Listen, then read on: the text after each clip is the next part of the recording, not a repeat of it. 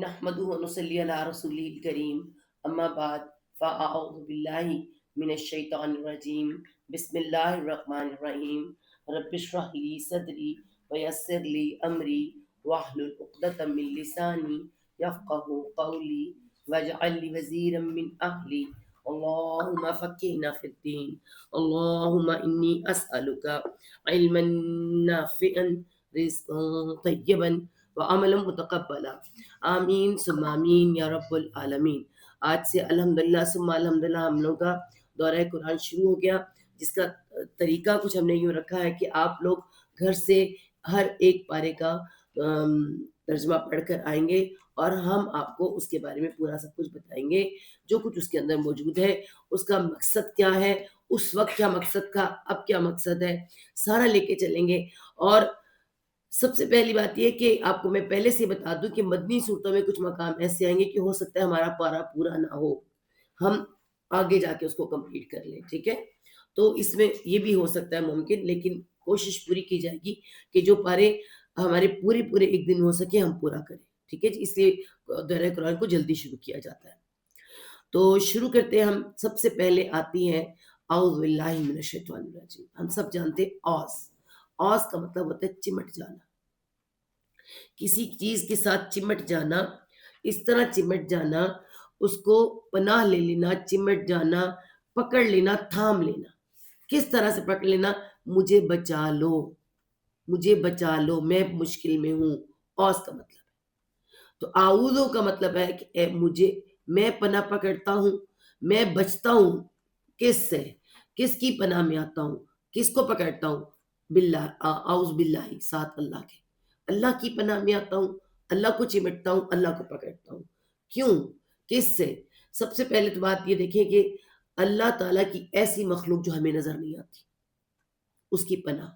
جو نظر آتا ہے اس سے ساتھ آپ لڑ سکتے ہیں، جو نہیں نظر آتا آپ اس سے نہیں لڑ سکتے۔ اللہ تعالیٰ نے اپنی پناہ میں آنے سے کہا کہ میں ہی رب ہوں، میں نے ہی تمہیں پیدا کیا ہے اور میں ہی تمہیں پناہ دے سکتا ہوں۔ تو سب سے پہلے من الشیطان الرجیم، شیطان انشاءاللہ قرآن میں ہم دیکھیں گے اس کے بارے میں۔ شطن دور، شطن کا مطلب ہوتا ہے رحمت سے دور کیا ہوا، اور رجیم، رجم، رجم کسے کہتے ہیں؟ پتھر مار مار کے مارنا، سنسار کرنا۔ تو آسمان پر جب یہ جاتا ہے پتھر مار مار کے سے مارا جاتا ہے۔ اور اس کا بھی آگے سے کام کیا ہے؟ ایک تو یہ خود رحمت سے دور ہے، ہمیں رحمت سے دور کرتا ہے، اور دوسرا ہماری زندگی میں پتھر مارتا ہے۔ آپ دیکھیں پانی کتنے سکون کے ساتھ ہوتا ہے سمندر کا، آپ ایک پتھر ماریں کتنی دیر تک وہ ارتعاش کرتا رہتا ہے، کتنی دیر تک اس کے اندر لہریں آتی رہتی ہیں۔ تو یہ سب کیا ہے؟ یہ اس کے جو وسوسے ہیں، اس کی جو چیزیں ہیں، وہ ہمارے ایمان کے اندر پتھر مارتا ہے۔ بڑے لیول سے ہم لوگ چل رہے ہوتے ہیں ایمان کے ساتھ، اور یہ تنگ ایمان والوں کو کرتا ہے، اور ایمان والے ہی تو قرآن پکڑنے کی کوشش کرتے ہیں، ایمان والے ہی تو۔ اللہ تعالیٰ نے قرآن پاک میں فرما دیا کہ جب تم قرآن پکڑو فاستعذ باللہ، اللہ کی پناہ مانگ لیا کرو، اللہ کی پناہ میں آ جایا کرو، کیونکہ یہ ہدایت کا راستہ ہے، اس نے تمہیں ہدایت کی طرف آنے نہیں دینا، وہ قسم کھائے بیٹھا ہے۔ تو سب سے پہلے قرآن پڑھنے سے پہلے جو ہمیں حکم ہے اعوذ باللہ من الشیطان الرجیم، اور اس کے بعد آتی ہے بسم اللہ الرحمن الرحیم۔ ہر کام اللہ کے نام سے، جس رب نے ہمیں بنایا ہے ہر کام اس کے نام سے۔ اور یہ آپ دیکھیں جب پڑھیں گے بسم اللہ تو اس میں برکتیں بھی ہوں گی، رحمتیں بھی ہوں گی، اور ہمیں جو عادتیں پڑ جاتی ہیں بسم اللہ کہنے کی، تو پھر بسم اللہ پڑھ کے غلط کام نہیں ہو سکتا۔ اب غور کریں، بسم اللہ پڑھ کے ہم کوئی گناہ نہیں کر سکتے، غلط کام نہیں کر سکتے۔ اگر ہماری زبان کو بسم اللہ کی عادت ہوگی تو ہم انشاءاللہ گناہ سے بھی بچ جائیں گے، غلط کام سے بھی بچ جائیں گے۔ تو بسم اللہ اللہ کے نام کے ساتھ شروع ہی اللہ کے نام سے، اور ہر صورت کے ساتھ ہے۔ اعوذ باللہ آپ کو قرآن میں صرف ایک جگہ نظر آتی ہے، لیکن بسم اللہ ہر جگہ پر ہے، سب صورتوں کے ساتھ سوائے سورۃ توبہ کے، کیونکہ اس میں اللہ تعالیٰ نے برات کا اظہار کیا ہے۔ وہ انشاءاللہ وہاں پہنچیں گے دیکھیں گے۔ بہرحال بسم اللہ الرحمن الرحیم، الرحمن الرحیم، اللہ تعالیٰ نے شروع میں، قرآن کے شروع میں اپنی سب سے بڑی صفات، سب سے بڑی خوبیاں اللہ نے دے دی، میں رحمان اور رحیم۔ اللہ تعالیٰ نے ہمیں رحمان اور رحیم ہونے کا بتایا۔ بہرحال دیکھتے ہیں رحمان اور رحیم کیا ہے۔ رحم اس میں کیونکہ سورۃ فاتحہ شروع ہونی ہے، تو سورۃ فاتحہ میں کیا ہے، کیا آتا ہے؟ سورۃ فاتحہ میں خود بخود ہم دیکھیں تو سورۃ فاتحہ میں الرحمن الرحیم دوسری آیت میں آتا ہے۔ سورۃ فاتحہ ہماری 7 آیات جن کی جسے سورۃ ہجر میں اللہ تعالیٰ نے فرمایا 7 آیات جو کہ جنہیں کہا گیا 7 من المثانی، ہم نے تمہیں 7 من المثانی، ٹھیک ہے؟ کس کو نہیں کیمرہ نہیں چاہیے، 7 من المثانی کسے کہا گیا ہے؟ 7 من المثانی پلس قرآن عظیم. ہم نے دیکھنا ہے اس کے اندر کہ اللہ تعالیٰ نے کہا واہ جب آتا ہے نا کا مطلب اور قرآن عظیم. ایک طرف سورۃ فاتحہ 7 مثانی بار بار دہرائی جانے والی، ٹھیک ہے؟ اور قرآن ایک طرف پورا قرآن، ایک طرف سورۃ فاتحہ ایک طرف پورا قرآن، اور ایک طرف سورۃ فاتحہ ہے اور ایک طرف پورا قرآن ہے. یہ ہے سورۃ فاتحہ کی پہلی فضیلت. اور جو پہلی جو ہم سنتے رہے ہمیشہ اور ہے کہ ہمیں تحفے میں ملی. اللہ کے وسلم جب معراج پہ گئے تھے تو وہاں انہیں سورۃ فاتحہ اور بقرہ کی آخری آیات ملی، ٹھیک ہے؟ تو یہ اگر فاتحہ کو دیکھا جائے تو اس کا روپٹ کیا ہے؟ فاتحہ، فتح. اور فتح کے ساتھ کیا ہے جی؟ فتح ہمیں پتہ ہے فتح کیا ہوتی ہے؟ جیت ہوتی ہے، ٹھیک ہے؟ جیت ہوتی ہے. اور ایک اس کا میننگ ہوتا ہے فیصلہ، ٹھیک ہے؟ اور ایک مطلب کیا ہوتا ہے اس کا؟ کھولنا، ٹھیک ہے؟ 3 میننگ اس کے ہوتے ہیں، ایک فتح، ایک فیصلہ اور ایک کھولنا. آپ کو پتہ ہے پرانے زمانے میں کیا ہوتا تھا؟ پرانے زمانے میں بستیوں کے دروازے ہوتے تھے. بستیوں کے دروازے کب کھلتے تھے؟ جب فتح کا فیصلہ ہو جاتا تھا، ٹھیک ہے؟ اور جب فیصلہ ہو جاتا تھا کہ فتح ہو گئے تب بستیوں کے دروازے کھلا کرتے تھے. اور جب فیصلہ ہو جاتا ہے کہ ہم مسلمان ہیں، ہم ایمان لے آئے ہیں، تب ہم پر قرآن کا دروازہ کھلتا ہے. جب قرآن کا دروازہ کھلتا ہے تو سب سے پہلے آتی فاتحہ، قرآن کو کھولنے والی فاتحہ نہیں، قرآن کو کھولنے والی مفاتحہ بھی کہتے ہیں. اور جو فتح ہے وہ فاتحہ کا سینونیم ہے. آپ نے یہاں کیا ایکسپلین کیا کہ فتح کیا ہے؟ فتح جیت. وہ فاتحہ سے انٹرلیٹ کیسے ہے کہ آپ دیکھیں نا جب کوئی لشکر جیت جاتا تھا تو اس کے لیے سارے فتح فیصلہ ہو جاتا ہے نا فتح کا، تو دروازے کھل جاتے ہیں. اور ہم بھی فیصلہ کرتے ہیں نا کہ ہم نے مسلمان ہیں، ہم اللہ پر ایمان لاتے ہیں، تو پھر ہم جب قرآن کھولتے تو سب سے پہلے ہمارے لیے کھلتی سورۃ فاتحہ. تو پھر فتح کا فیصلہ ہو جاتا ہے کہ ہاں اب تمہاری فتح ہوگی. لیکن کیسے ہوگی وہ ہم اندر جاتے ہیں. فاتحہ کھولنے والی، فاتحہ کسے کہتے ہیں؟ چابی. یہ جی چابی ہے، سورۃ فاتحہ چابی ہے. کس چیز کی چابی ہے؟ اہدنا الصراط المستقیم، اس کے اندر موجود ہے وہ چابی. ہاں جی. اور اہدنی نہیں لکھا، آپ غور کریں، اہدنی نہیں لکھا، میری ہدایت نہیں لکھا. فاتحہ اور فتح اہدنا لکھا ہے، ٹھیک ہے؟ کیا لکھا ہے؟ اہدنا. نا مطلب دعا کی اجتماعیت صرف میری نہیں، میرے گھر کی، میرے ہمسایوں کی، میرے دوستوں کی، میری اولادوں کی، میرے بہن بھائی کی، اس پوری امت مسلمہ کی. امت کیا ہے؟ دے دے ہدایت. تو یہ ہماری فتح ہے، یہ ہدایت مانگنی ہے، یہ فتح ہے ہماری، اور یہ کھلتی ہے ہمارے لیے. اور اسی میں ہم اللہ سے وعدہ بھی کرتے ہیں، وہ بھی انشاءاللہ تعالیٰ دیکھتے ہیں. کپڑا نہیں بتانے کے لیے تو وہ بھی ہم دیکھتے ہیں انشاءاللہ تعالیٰ. ٹھیک ہے؟ تو اس کا نام، اس کے نام کے بارے میں اگر ہم دیکھیں تو نام آپ کو پتہ ہے کہ نام اس کا فاتحہ بھی ہے، الحمد بھی کہتے ہیں، اور ایک اس کا نام الصلاۃ بھی ہے. الصلاۃ کسی کے سلام، نماز کو کہتے ہیں.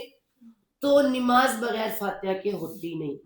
میں کہتی ہوں قربان جائے اس رب کے کہ جس نے ہمیں نماز فرض بنا دی. نماز تم نے لازمی پڑھنی ہے اور سورۃ فاتحہ اس میں تم نے لازمی پڑھنی ہے اگر تم فتح چاہتے ہو. اگر تم فتح چاہتے ہو اپنی زندگی میں، ہدایت چاہتے ہو، تو لاشعوری طور پہ ہم سے اہدنا الصراط المستقیم کہتے ہیں. ہم بھول جاتے ہیں. غور کیا آپ نے کبھی؟ ہم مائیں تو خاص طور پر ماں باپ اپنی لیے دعا بھول جاتے ہیں ہم لوگ. اللہ تعالیٰ نے ہم سے ہمارے لیے دعائیں منگوا دی. سب سے بڑی چیز ہدایت کی. یہ ہدایت نہیں تو کچھ بھی نہیں. تو اللہ تعالیٰ نے کہا، اللہ تعالیٰ نے فرمایا کہ وہ نماز ہی نہیں لا، وہ نماز ہی صرف فاتحہ نہیں، اتنا موسٹ امپورٹنٹ تھنگ ہماری نماز کے لیے. اور کتنی دفعہ ہم پڑھتے ہیں، فرض صرف پڑھیں تو دیکھیں، لیکن پوری نماز میں کم از کم 38 بار، 38 دفعہ ہم سورۃ فاتحہ دن میں پڑھتے ہیں. سوچیں، بار بار دہرائی جانے والی. آگے سمجھ؟ من المثانی 7 آیات بار بار دہرائی جانے والی اور قرآن عظیم. ٹھیک ہے جی. اور اس کے لیے اب ہم آپ کو اس میں، آپ نے بہت دفعہ اس کی سنی ہے، اس کی تفسیر بھی آپ نے سنی ہوگی. ہم آپ کو بھی کچھ شارٹ میں بتائیں گے. شروع ہوتی ہے یہ بسم اللہ الرحمن الرحیم، الحمدللہ رب العالمین. ساری کی ساری حمد و تعریفیں، ساری تعریف اس کی. جب کہہ دیا اس کی، پھر ہماری تو تعریف نہیں ہے. آپ بہت خوبصورت ہیں، آپ بہت ذہین ہیں، اور آپ بڑے، آپ کے پاس بڑا کچھ ہے، آپ کی گھر ہے، آپ کی صحت اتنی اچھی، آپ بڑی سلیقہ مند ہے. ہاں ہاں میں ہوں. ہاں تھینک یو. تھینک یو کیا ہوتا ہے؟ الحمدللہ میرا تو کچھ ہے ہی نہیں، ساری انا مر جاتی ہے، میں تو ہوں ہی نہیں. وہ ہے جس نے مجھے سب دیا ہے، میں تو زیرو ہوں. الحمدللہ. ہم سمجھتے کھانا کھا کے الحمدللہ کہنا ہے، یا سو کے اٹھ کے الحمدللہ کہنا ہے. بھئی آپ بڑی پیاری لگی، آپ کون سے پارلر سے تیار ہوئی؟ میں تو یہ استعمال کرتی نہیں. الحمدللہ میرے رب کا کرم ہے، الحمدللہ مجھے علم دیا میرے رب کا کرم ہے، میرا کوئی کمال نہیں. صرف الحمدللہ رب العالمین. ساری تعریف کس کی؟ رب کی. رب کون ہے؟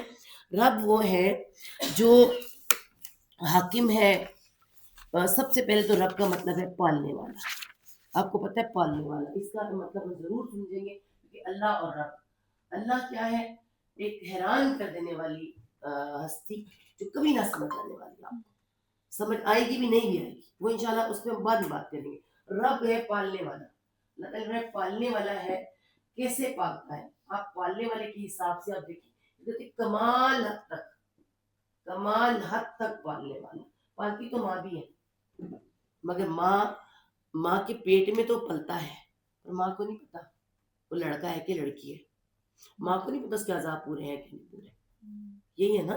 ماں تو کھانا کھلا سکتی ہے، باپ لا کے کما کے دے سکتا ہے، پر رب ایسا پالتا ہے، وہ ان ماں باپ کو بھی پالتا ہے اور اس کی اولاد کو بھی پال رہا ہے، اور ایسا پال رہا ہے اندر سے عذاب بھی سارے. آپ غور کریں، ایک کتنا سا گندے سے پانی کا بوند اور وہ بچہ ایسا پیارا نکلے کہ آپ اسے چومتے ہیں، اور کیسے اس کے بڑھوتری کے ساتھ کان، آنکھیں، ناک، اندر کے پارٹ، ہر چیز بڑھ رہی.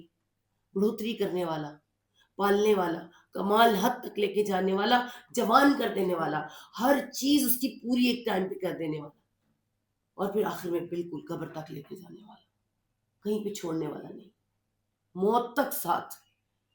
کوئی کہہ ہی نہیں سکتا فلان نہیں ہے تو میں کھاؤں گا کیسے، پیوں گا کیسے. وہ ہر وقت ساتھ دینے والا.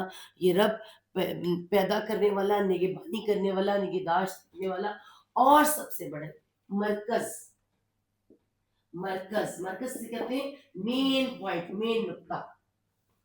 جیسے خانہ کعبہ ہے نا، میگنیٹ کی طرح. جیسے ماں، پورا گھر کے بچے ماں کے ارد جمع ہوتے ہیں. کہتے ہیں نا جب تک ماں ہے تو گھر ہے، ماں گئی تو گھر ختم، ٹکڑے ٹکڑے ہو جاتا ہے نا. بالکل ایسے رب پوری دنیا، پوری کائنات کا مرکز ہے، اس کی طرف ہی پلٹنا ہے. آپ دیکھیں ایک وقت آتا ہے ہمیں خود احساس ہوتا ہے ہم نے اسی کی طرف جانا ہے. اور اللہ تعالیٰ نے قرآن پاک میں ہر جگہ پہ فرمایا ترجعون، تم لوٹائے جاؤ گے، تم پلٹائے جاؤ گے. شعوری طور پر بھی، لاشعوری طور بھی تم نے اس کی طرف جانا ہے. یہ رب ہے، اس کو تم بھول نہیں سکتے، اس کو تم چھوڑ نہیں سکتے. اور اللہ تعالیٰ نے ہمیں حج کرا کے، طواف کرا کے دکھا دیا. وہ رب جو تمہیں زندگی گزارنے کا طریقہ بتاتا ہے. ماں آپ کو کھلا سکتی ہے، پلا سکتی ہے، کھانے پکانے کے طریقے، زندگی گزارنے کے طریقے بتا سکتی ہے، مگر شریعت نہیں بتا سکتی، اصل قانون نہیں بتا سکتی. وہ تو پہلے ہی بیٹا بیٹی میں فرق کر جاتی ہے. ایسے ہی ہے نا. ایک ماں ہے، یہ 70 ماؤں جیسا رحم کرنے والا رب ہے. ٹھیک ہے، تو رب ہے، اور کس کا ہے؟ صرف تیرا یا میرا ہے؟ عالمین کا ہے، سارے عالمین کا. اس کو ہم نہیں جانتے، آپ نہیں جانتے، اس کا بھی رب ہے. سمندروں کے اندر اس مٹی کے اندر، پہاڑوں کے اندر، پتھروں کے اندر، کہاں کہاں عالم.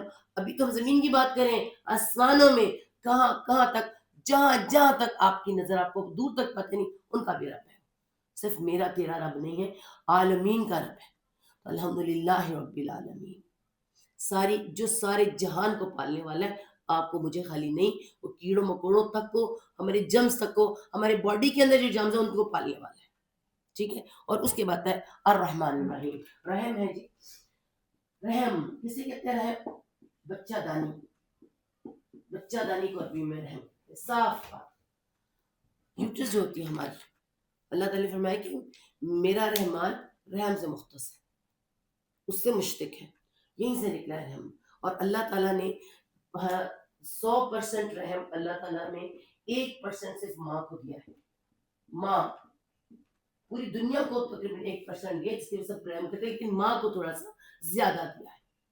اور باقی 99% اس رب کے پاس ہے. تو وہ کیا ہے؟ رحمان. رحمان فلان کے وزن پر، یعنی ایک ہوتا ہے ڈگریز ہوتی ہیں. ایک ڈگری ہوتا ہے رحم، پھر ہوتا ہے رحیم، پھر ارحم ہوتا ہے سب سے زیادہ رحم کرنے. لیکن رحمان بے حد و بے حساب، جس کو بے شمار کہتے ہیں. آپ کے سر کے بال، آپ سورج اور آپ کے ستارے جو گنے نہیں جا سکتے، آپ کی لمٹ سے باہر، اسے کہتے ہیں رحمان. اتنا رحم. اور کہاں پر؟ دنیا میں. چاہے وہ کافر ہے، اللہ کو نہیں مان رہا ہے، اس کا رحم عام.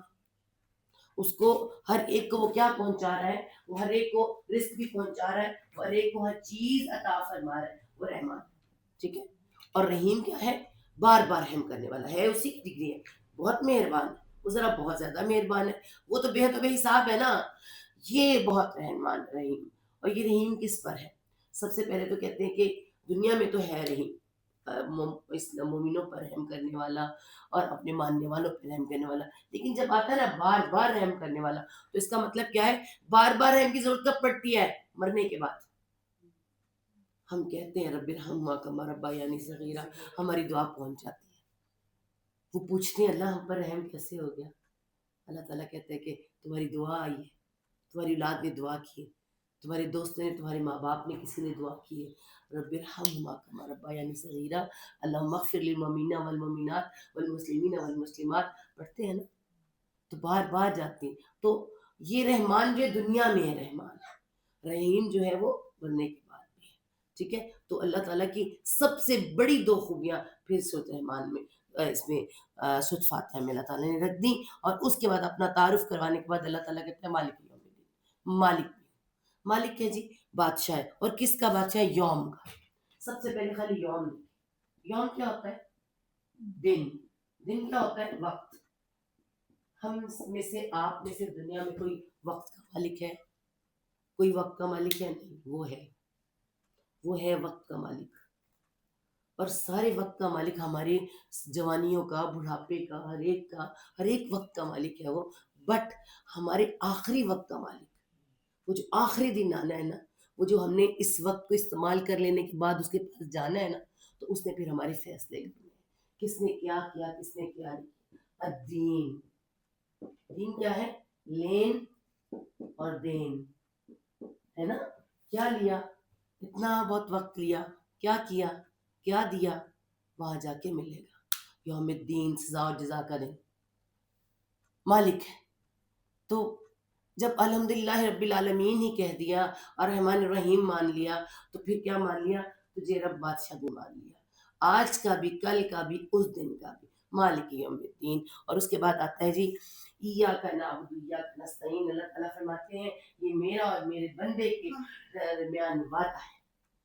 ایاک نعبد، ہم، پھر دیکھیں ہم، میں نہیں آیا، میں پھر بھی نہیں آیا، ہم آیا ہے. ہم کیا کرتے ہیں؟ نعبد، عین عین بادل. اب کس کو کہتے ہیں؟ بندہ. بندہ کون ہوتا ہے؟ غلام. عبداللہ ہے نا، اللہ کا بندہ. بندہ کیا کرتا ہے؟ جب غلام کرتا ہے تو غلامی کرتا ہے نا. اور اس کو کہتے ہیں بندگی. بندگی کیا کرنی ہے؟ ہم عورتوں سے زیادہ کون جانتا ہے؟ ہم اپنے شوہر کو بندہ کہتے ہیں، میرا بندہ، میرا بندہ. وہ بیچارہ بھی ہماری بڑی مانتا ہے، مگر ہم جب اس کی بندگی میں آتے ہیں تو اس کی پسند کے ہو جاتے ہیں. مجال ہے کہ ہم اس کے علاوہ کوئی کام کریں تو کرو نا، کر دے باہر، ہے نا. بس اللہ تعالیٰ کہتے ہیں میری بندے، ہم اللہ سے وعدہ کرتے ہیں ہم تیرے بندے ہیں. جب تیرے بندے ہیں تو تیری مانیں گے، تیرے علاوہ کسی کو نہیں مانیں گے، تیری بندگی کریں گے. اس بندگی میں پھر آتا ہے، ہم پاکستان والوں نے اس کو بندگی کو عبادت لکھا ہے. وہ عبادت ہر طرح کی، آپ کی جسمانی، آپ کی قلبی، آپ کی روحانی، ہر طرح کی عبادت. تو بندہ، میں تیرا بندہ ہوں، جو تو کہے گا وہ کروں گا، بس میں نے آج سے مان لیا. تو اللہ تعالیٰ کہتے ہیں کہ میرا میرے بندے کے ساتھ وعدہ ہے. ایک وعدہ تو ہے ایاکا، صرف تیری ہی کریں گے، کسی اور کی بندگی نہیں کریں گے، صرف تیری ہی بندگی کریں گے. پھر ایاکا نستعین، این کا ہے آن، آن کیا ہے؟ تعاون. تیرے تعاون کے بغیر ہم کچھ نہیں. اردو میں تعاون ہوتا ہے نا، آن عربی میں، تو تعاون بنتا ہے مدد. تجھ سے ہی مدد مانگیں گے، تیرے بندے تجھ سے مدد مانگیں گے، اس کے علاوہ کسی سے مدد نہیں مانگیں گے. تو یہ پوائنٹ ہے اللہ تعالیٰ کا، یہ ہے پوائنٹ میرا میرے بندے کا وعدہ ہے. یہ میرا اسٹامپ پیپر لکھ دیا اس نے، آج سے یہ میرا بندہ ہے، اس نے مجھے مالک مان لیا ہے اور مجھ سے ہی مدد مانگے گا، اور میں تیار ہوں، میں تو رب ہوں. جب کہیں رب دیا، رب کا مطلب ہی پالنے والا ہے، تو میں تو تیار ہوں ہر دفعہ مدد کے لیے. تو یہ میرے بندے نے مجھ سے کیا کر لیا ہے؟ معاہدہ. یہ میرا اور میرے بندے کے درمیان معاہدہ ہے. اور پوری آتی ہے حدیث بھی، میں آپ کو اس کے ساتھ ریلیٹ کر کے بتاتے ہیں. اس کے بعد آتا ہے، جب میں نے مان لیا کہ میں تیرا بندہ ہوں، جب میں نے مان لیا کہ میں تجھ سے مدد مانگوں گا، تو مدد پہلی کیا چاہیے؟ کھانا تو مجھے مل رہا ہے، ماں باپ بھی تو نے عطا کیے ہیں، سب کچھ ہی دے دیا ہے، کسی کی کمی نہیں ہے. جس کی بھی کمی ہے وہ ہدایت ہے. اور اللہ تعالیٰ نے قرآن میں کہیں نہیں لکھا کہ میں نے ہدایت تمہیں مانگنی پڑے گی. تمہارا رزق لکھا، تمہاری زندگی لکھی، تمہاری موت لکھی، تمہیں سب کچھ دیا، ہدایت نہیں دی، مانگو. اس لیے اللہ نے کہا اہدنا الصراط المستقیم. اس نے بھی کہا اہدی، تو دے ہدایت، نہ ہم. اور ہدایت کس کی؟ راستے کی. صراط المستقیم، بالکل سیدھے راستے. جس راستے پہ کون بیٹھا ہے؟ شیطان، جو ہمیں چلنے، ہمیں ہلنے نہیں دیتا، ہمارے راستے ٹیڑھے کر دیتا. یہ بالکل سیدھا راستہ، اس راستے کی اس کے آگے جنت آتی ہے، اس راستے کی ہمیں ہدایت دیتے. تو اسی سے بھی مانگنی تھی. جب وعدہ کر لیا تو ہی ہمارا رب ہے، تیرے ہم بندے ہیں، تجھ سے مدد مانگیں گے، تو پہلی مدد ہدایت کی. تو ہمیں ہدایت عطا فرما. پھر وہی آ گیا ہدایت. اتنا پیارا رب ہمارا، ہم بغیر سمجھے پڑھتے رہے، لاشعور طور پہ ہم سورۃ فاتحہ پڑھتے رہے، اہدنا الصراط، اور اس نے ہدایت دی تھی. اور سوچیں اگر ہم شعور کے ساتھ کریں اہدنا الصراط المستقیم، تو پھر تو بات ہی فرق ہو جائے نا، پھر تو بات ہی فرق ہو جاتی ہے. پھر تو پتہ نہیں اللہ تعالیٰ ہمارے ساتھ صحابہ کرام والا معاملہ نہ کر دے، ایسے ہدایت نہ آ جائے ہم لوگوں کو. ہم جو دعا مانگے، ہمیں یہ پتا ہم پوری امت کے لیے کہہ رہے ہیں کہ اللہ ہم سب کو ہدایت عطا فرما دے، ہمیں اکیلے جنت نہیں جانا. ٹھیک ہے جی. اور اس کے بعد آتا ہے، یہ ہے دعا. اللہ تعالیٰ نے فرمایا یہ ہے دعا جو میرا بندہ مجھ سے کرتا ہے. جب ہم کہتے ہیں ایک دن حدیث میں آتا ہے، حدیث قدسی ہے، جب میرا بندہ کہتا ہے الحمدللہ رب العالمین، اس نے میری تعریف کی. الرحمن الرحیم، اس نے میری صفات کو پہچانا. مالک یوم الدین، اس نے مجھے آقا مان لیا، اس نے میری مجدنی، اس نے میری شان بیان کی. اور پھر ایک دن ایاک نعبد ایاک نستعین، میرا اس کے درمیان معاہدہ ہو گیا ہے. اور اب اس نے مانگی ہے اہدنا الصراط المستقیم، مانگا جو اس نے میں نے دیا، اللہ تعالیٰ کا جواب. اور مانگا کیا ہے؟ ان صراط الذین، راستہ کون سا ہے؟ صراط وہ ان امتا آ رہا ہے نا، ان امتا انعام یافتہ، نعمت والے، انعام یافتہ. ہمیں اس راستہ دکھا نعمت والوں کو، انعام یافتہ لوگوں، جن پہ تو نے انعام کیا. تو ان میں سب سے پہلے ڈگریز کے ساتھ اگر دیکھیں تو پہلے رسول، انبیاء، رسول، شہداء، صالحین، اور پھر قرآن بھرا ہوا سورۃ النساء میں آ جائے گا. یہ ہیں وہ صالحین جن کی تم نے مانگی تھی، یہ ان کا راستہ ہے. اور جو ان کا ساتھی ہوا بہترین ساتھی ہوا. جب ہم نے کہہ دیا اہدنا الصراط المستقیم انعمت علیہم، جن پر تو نے انعام کیا، تو اللہ تعالیٰ نے پورا قرآن آگے رکھ دیا. ذالک الکتاب لا ریب، یہ ہے کتاب پڑھو، ٹھیک ہے، پوری ہدایت کی کتاب ہے. تو پورا میں نے اب قرآن کا سب کچھ ہے قرآن میں، لیکن سب سے پہلے ہدایت ہے، ٹھیک ہے. اور یہ جو مانگا دیا، اور بچانا کس سے؟ غیر المغضوب، جن پر غضب ہوا. غضب کن پر ہوا؟ غضب اگر دیکھیں ایک ہوتا ہے غصہ، کیا ہے؟ ایک ہوتا ہے غصہ، اس کو غیظ کہتے ہیں، ٹھیک ہے. اور غضب کسے کہتے ہیں؟ غضب ہوتا ہے وہ غصہ جس کے ساتھ انتقامی غصہ، جو خون جوش مار جائے. جن پر غضب ہوا، ساری تباہ شدہ بستیاں جو قرآن کے اندر آتی ہیں، سب پر اللہ کا غضب ہوا، اللہ نے ختم کر دیا.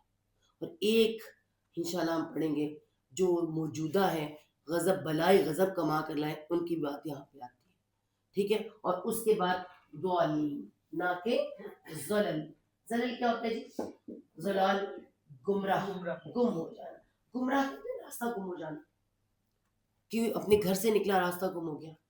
ہم نکلے کہاں سے تھے؟ جنت سے. جانا تو جنت تھا، راستہ گم ہو جاتا. تو اس کو خاص طور پہ کہتے ہیں عقیدے کی گمراہی. عقیدے کی گمراہی، بھٹک جانا، بھٹک گئے، عقیدے کی بھٹک جانا، گم ہو جانا، راستہ کھو جانا، ٹھیک ہے. ہر طرح سے غلطی کو بھی کہتے ہیں گم، لیکن غلطی سے ہی راستہ گم ہوتا ہے نا، گم ہوتا ہے. بہت سے لفظوں کے ساتھ یہ آتا ہے، مگر یہاں پر جو ضالین آ رہا ہے کہ عقیدے کی گمراہی نہ ہو جائے. اللہ تعالیٰ ہم ایسا نہ بنا دے، ہمارا ہم کہیں جنت سے نہ بھٹک جائیں، ہم اصل راستے سے نہ بھٹک جائیں.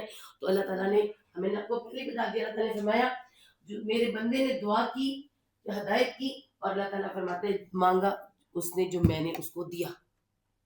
یہ تو میں نے آپ کو سارا بتا دیا. اب میں نے آپ کو بتانا ہے کہ میں نے آپ سے کہا سبا من المثانی، سبا من المثانی، بار بار دہرائی جانے والی آیات اور قرآن عظیم. اس کا ہم ذرا مقابلہ کریں گے کہ یہ آپ کو اس کی سورۃ فاتحہ کی اتنی زیادہ تفصیل ہے کہ کتابیں لکھ ڈالی، نام بہت سارے، یا شفا نام ہے، ارقیہ نام ہے، نام بھی بڑے اس کے، ٹھیک ہے. ہم یہاں دیکھ رہے سبا من المثانی، اللہ تعالیٰ نے قرآن پاک میں سے کہا 7 دہرائی جانے والی آیات اور قرآن عظیم. تو وہ کیسے ہے؟ جہاں آتا ہے الرحمن الحمد للہ رب العالمین، جہاں پہلی آیت آتی ہے، تو جتنی بھی قرآن میں اللہ تعالیٰ کی حمد کی تعریف کی آیات ہے نا، وہ ساری اس الحمدللہ رب العالمین کو کور کرتی ہے. جتنی قرآن میں الحمدللہ رب العالمین کی تعریف ہے، تعریف کی اللہ تعالیٰ کے کلمات ہیں، وہ سب اس کو کور کرتے ہیں، ٹھیک ہے. اور اس کے بعد آتا ہے الرحمن الرحیم، جتنی اللہ تعالیٰ کی صفات ہے، ٹھیک ہے. سیکنڈ میں جتنی اللہ تعالیٰ کی صفات، جتنے 99 نام سب آئے ہیں، وہ سب الرحمن الرحیم اس کو کوٹ، سب سے بڑا رحمان الرحیم جو بسم اللہ میں جاتا ہے تو وہ اس کو کفایت کر جاتے ہیں. اور اس کے بعد آتا ہے مالک یوم الدین، نمبر 3 پر آتا ہے مالک یوم الدین. تو جتنی بھی آخرت کی آیات آتی ہیں، قیامت کی آیات آتی ہیں، اللہ تعالیٰ فرماتے ہیں میں پوچھوں گا، میں قیامت کا دن تمہیں جمع کروں گا، مالک یوم الدین کو ساری کور کر جاتا ہے، ٹھیک ہے. اور اس کے بعد آتا ہے نمبر 4 پہ آتا ہے ایاک نعبد و ایاک نستعین. جو ہے جتنی بھی قرآن پاک میں بندگی کی آیات آتی ہیں، جتنی بھی قرآن پاک میں مدد کی آیت اور وعدے مدد کے سب اس میں پورے ہوتے ہیں. سورۃ انعام آئے گی، اس میں دیکھیں پورے قرآن میں آپ کو جگہ جگہ ملیں گے. اور اس کے بعد آتا ہے اہدنا الصراط المستقیم، 5 میں دعا آتی ہے. اور قرآن میں جتنی دعائیں، جتنی ہدایت، جتنا سب کچھ صرف اہدنا الصراط المستقیم پہ پوری ہو جاتی ہے. پورا ایک سمرائز ہے، یہ فاتحہ سمرائز ہے قرآن کا، ٹھیک ہے. اور اس کے بعد آتا ہے غیر المغضوب، غضب شدہ. تو جتنی قومیں، جتنے انبیاء کی امتوں پر آئی ہیں، وہ سب اس غیر المغضوب میں آ جاتے ہیں. اور یہود آ جاتے ہیں. ضالین میں جتنے گمراہ ہوئے، مشرکین مکہ گمراہ ہو گئے، عیسائی گمراہ ہو گئے، سب گمراہوں میں آ جاتے ہیں. تو آپ دیکھیں سورۃ فاتحہ از اکول ٹو قرآن عظیم. ایک سورۃ فاتحہ اتنی موسٹ امپورٹنٹ کر دی اللہ تعالیٰ نے کہ نماز بھی پڑھو، اس کے بغیر تمہاری نماز بھی. تو اس میں کتنا کچھ ہے، اتنا کچھ ہے. اور اللہ تعالیٰ خود اس کی تعریف میں کہا کہ 7 دہرائی جانے والی آیات اور 7 میں قرآن عظیم. اس کے بعد یہ آتا ہے، اس کے بعد جب ہم نے کہا الحمدللہ رب العالمین میں اہدنا الصراط المستقیم، تو اللہ تعالیٰ نے پورا قرآن کھولنے والی ہے نا، پورا قرآن کھول دیا اور سب سے پہلے آتی ہے اس کے بعد سورۃ بقرہ، جس کا مطلب کیا ہے گائے، بقرہ گائے کو کہتے ہیں، اور سب سے بڑی مدنی سورت، ٹھیک ہے. اور اس کی فضیلت یہ ہے کہ جہاں یہ پڑھی جاتی ہے برکتیں، رحمتیں اور جادو اثر نہیں کرتا. اور بہت سی ہیں اس کی آخری آیات کی بہت موسٹ امپورٹنٹ کہ رات کو جو پڑھے اس پر ازمائشیں نہیں آتی میں تو ہم خود اس میں دعا میں کہہ دیتے ہیں ولا تحملنا ما لا طاقت لنا، کہ اللہ ہماری طاقت کے مطابق دینا ہی نہ، ہمیں طاقت کے مطابق دینا. تو اللہ تعالیٰ کا وعدہ بھی یہی ہے، تو آسان کر دیتے ہیں. یہ اس کی فضیلت بہت زیادہ ہے، لیکن اس وقت ہم آپ کو جو سمپل بتائیں گے. سب سے پہلے دو باتیں، ہم نے جب آج قرآن پڑھنا ہے نا تو ہم نے ساتھ سیرت نبی صلی اللہ علیہ وسلم کو دیکھنا ہے، سیرت نبی صلی اللہ علیہ وسلم کو، کہ اس کے بغیر قرآن مکمل نہیں ہوتا.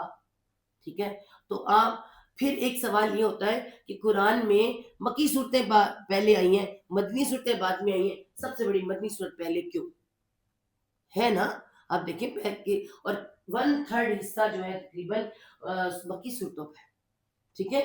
اللہ کی زندگی کو دیکھیں تو غار ہیرا سے جب نبوت شروع ہوتی ہے، غار ہیرا سے نبوت کا جب معاملہ شروع ہوتا ہے تو 13 سال نبوت کے مکی صورتیں. ٹھیک ہے. مکی صورتیں، اور مکی صورتوں میں اخلاقیات، صبر، شکر، توحید، رسالت، آخرت، آپ کو یہ ملے گا. لیکن مدنی صورتوں کا تو رخ ہی کچھ اور ہے. مدنی صورتوں میں مسئلہ یہ ہے کہ مدنی صورتیں اگر ہم دیکھیں تو مدنی صورتیں جو ہیں وہ اللہ کے رسول جب مدینہ میں آئے ہیں تو کل اللہ کی نبوت کے 23 سال ہیں. ٹھیک ہے. 13 سال وہاں تو 10 سال مدینہ میں. اور مدینہ میں جب آئے ہیں تو ہمیں کچھ تھوڑا سا یہ دیکھنا پڑے گا. اسی لیے میں نے آپ سے کہا تھا کہ آپ سب کچھ پڑھ کر آئیں گے، ہم آپ کو اس کا تھوڑا سا بتائیں گے. اس میں ایسا ہے کہ اس صورت میں ہمیں کیا کیا ملتا ہے. پہلے اگر ہم دیکھیں تو اس صورت میں ہمیں سب سے پہلے 5 آیات مومنوں کے لیے ملتی ہے. یہ تو بہت سب کو پتہ ہے. آگے 2 کافروں کی ہیں، پھر اس کے بعد منافقین آ جاتے ہیں، 2 رکوع پورے منافقین کے، پھر شروع ہو جاتا ہے خلیفہ، کیونکہ اس صورت میں ہے ہی خلافت. اللہ تعالیٰ پہلے خلیفہ کے بارے میں بتائیں گے خلافت ہوتی کیا ہے، پھر اللہ تعالیٰ بتائیں گے ہمیں کہ خلافت دی کس کو تھی، امت مسلمہ بنایا کس کو تھا، بنی اسرائیل. بنی اسرائیل کون تھے؟ یہودی، جو بعد میں بن گئے، وہ بھی ہم دیکھیں گے. تو سب سے پہلے ہم اس کو شروع کرتے ہیں. جب ایک میں اس کو نکال لوں، ہاں جی اچھا نکالوں تو بعد میں، پہلے یہ دیکھیے سورۃ بقرہ شروع ہوتی ہے الف لام میم سے، یہ حروف مقطعات ہیں. ذالک الکتاب لا ریب فیہ، ذالک الکتاب قرآن کا پہلا حق، پہلے جملے میں اس کو مانو جیسے ماننا کا حق ہے. لا ریب فیہ، شک نہ کرنا. تم نے ہدایت مانگی ہے مجھ سے، میں نے تمہیں پورا قرآن دے دیا ہے، اس میں شک نہ کرنا. اور پھر آگے اللہ تعالیٰ نے فرمایا، اور پیچھے مکی صورتوں میں کہا بہت سی قومیں، بہت سے لوگ بربادی شک کی وجہ سے ہوئے، پتہ نہیں سچ ہے کہ نہیں. اللہ کے وعدوں پہ اعتبار کرو، اللہ کی وحدانیت پہ اعتبار کرو، ہر ایک چیز پہ مانو، شک نہ کرو. ذرا سا شک آپ کو آپ کے کھانے کو برباد کرتے ہیں، رشتے کو برباد کرتا ہے. ہمیں زندگی میں نظر آتا ہے، تو کہیں اللہ سے رشتہ نہ خراب ہو جائے. تو پہلا حق لا ریب فیہ. اور پھر اس کے بعد فی کے بعد کیا؟ ہدی للمتقین، ہدایت ہے تقوی والوں کے لیے. تقوی پہلے ہم یہاں دیکھیں گے. تقوی میں نے اس دن بھی آپ کو بتایا تھا. تقوی کیا ہوتا ہے اگر میں آپ کو بتاؤں، یا لکھ کے بتاتے ہیں ہم. سب سے پہلے متقین آتے ہیں اس میں. تقوی واو قاف یا وقع، اس کا مطلب ہے سب سے پہلے ڈرنا. کس طرح کا ڈرنا، وہ ایک الگ بات ہے. اللہ تعالیٰ کی ناراضگی سے، ظاہر ہے جس سے پیار ہوتا ہے اس کی ناراض ہونے سے ڈرنا، اس کی محبت میں ڈرنا ہے. ٹھیک ہے. اس کے بعد کیا کرنا ہے؟ بچنا ہے. کس سے بچنا ہے؟ اس کی ناراضگی سے بچنا ہے، نافرمانی سے بچنا ہے. اور اس کو اس دونوں مل کے کیا بن جاتے ہیں؟ پرہیزگاری کرنا. پرہیزگاری، یہ اگر آپ کو میں اس کو سمجھاؤں آسان طریقے سے، اس دن میں نے آپ کو سمجھایا تھا سنجیدہ ہونا، لاؤبالی پن چھوڑنا، یہ بتایا تھا میں نے تقویٰ کا آسانی سے. لیکن اگر اس میں آپ دیکھیں تو آپ ڈاکٹر کے پاس جاتے ہیں تو پہلے ہی وہ کہتا ہے ٹیسٹ کرو، تو آپ ڈرے ہوتے ہیں، اللہ جانے ٹیسٹ کی نکل ہے. ہے نا. تو وہ کہتے ہیں جی شوگر نکل آئی ہے یا بلڈ پریشر نکل آیا, نہیں تو اللہ نہ کرے ہارٹ کے اندر کوئی پرابلم نکل آئے, تو وہ آپ سے کہتا ہے ڈرو کس سے, بڑھ نہ جائے بیماری, موت نہ آ جائے. پھر کیا کرو, بچو ان کاموں سے جس کو بڑھا دیں گے. شوگر ہے تو چینی سے بچو, چینی والے کاموں سے بچو, اور سستی سے بچو, ایکسرسائز کرو, اٹھو, بچو. پھر یہ سب پرہیزگاری کرو گے تو پھر تم کیا بن جاؤ گے, پرہیزگار بھی بن جاؤ گے, تقوی والے بھی بن جاؤ گے, بچ جاؤ گے. تو یہ ہے بچنا. اللہ کو مانا ہے, اللہ کی مانو, اللہ کی محبت میں ایسا نہ ہو وہ تمہیں کوئی نافرمانی میں جہنم میں ڈال دے. تو یہ تقوی والے بن جاتے آرام سے. تقوی والا بننا کو مشکل نہیں. وہ ہمارے وقت میں تھے, ہم سمجھا کرتے تھے تقوی والے بننے کے لیے کسی جنگل میں نکلنا پڑے گا, سارے رشتے چھوڑنے پڑیں گے, گلے میں مت ڈالنی پڑے گی, اور بہت سادگی اختیار کرنی پڑے گی, اور سب کچھ کرنا, پھر ہم تقوی والے بن جائیں گے. یا حج کر کے آئیں گے تو ہم پرہیزگار بن جائیں گے.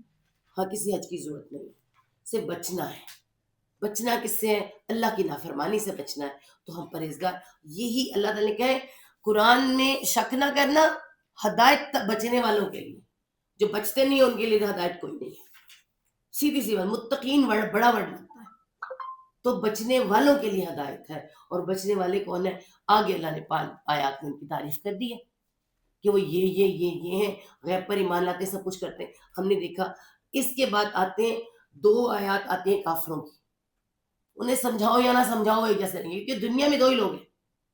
ساری دنیا الناس کہلاتی ہے, اے لوگو یا ایھا الناس, اور ان الناس میں 2 لوگ ہیں, یا کافر ہیں یا مسلمان, فرما بردار ہے نا فرما بردار ہے, نہ فرمان ہے. ٹھیک ہے, تو یا تو مومن ہے یا پھر کون ہے, کافر ہے, انکار کرنے والے. وہ کسی نہ کسی کا, یا اللہ کا انکار کریں یا اللہ کی کسی بات کا انکار کریں. یا ایھا الناس پوری دنیا.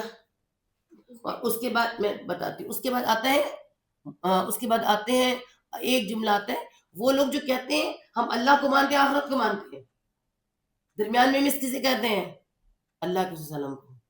یہود و نصارہ, اللہ کہتے ہیں وہ مومنین, وہ مومن نہیں ہو سکتے.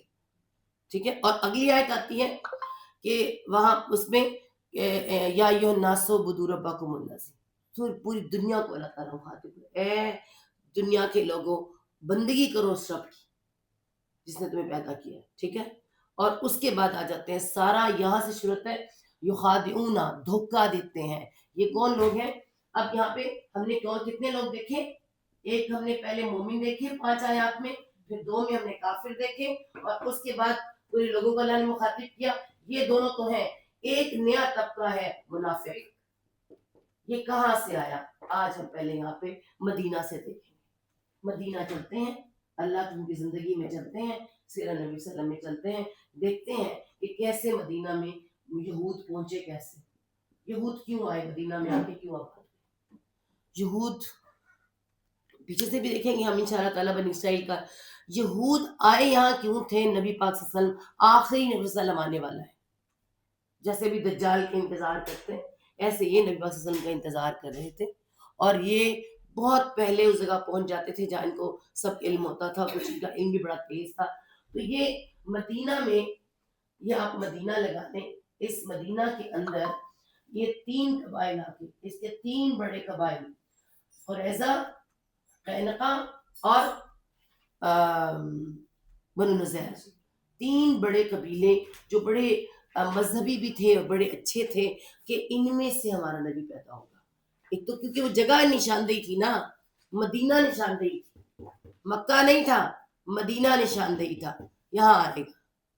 ٹھیک ہے. تو یہ یہاں آ کے بس گئے, اور باقی تقریباً 12 باقی جتنے قبیلے تھے وہ اس سائڈ میں جا کے بسے ہوئے, خیبر کے پاس. ٹھیک ہے. انتظار کس کا تھا؟ مدینہ کس کا تھا؟ مدینہ مشرکین کا تھا, اوس اور خزرج کا, اوس اور خزرج کا مدینہ تھا, اور یہ مشرک تھے.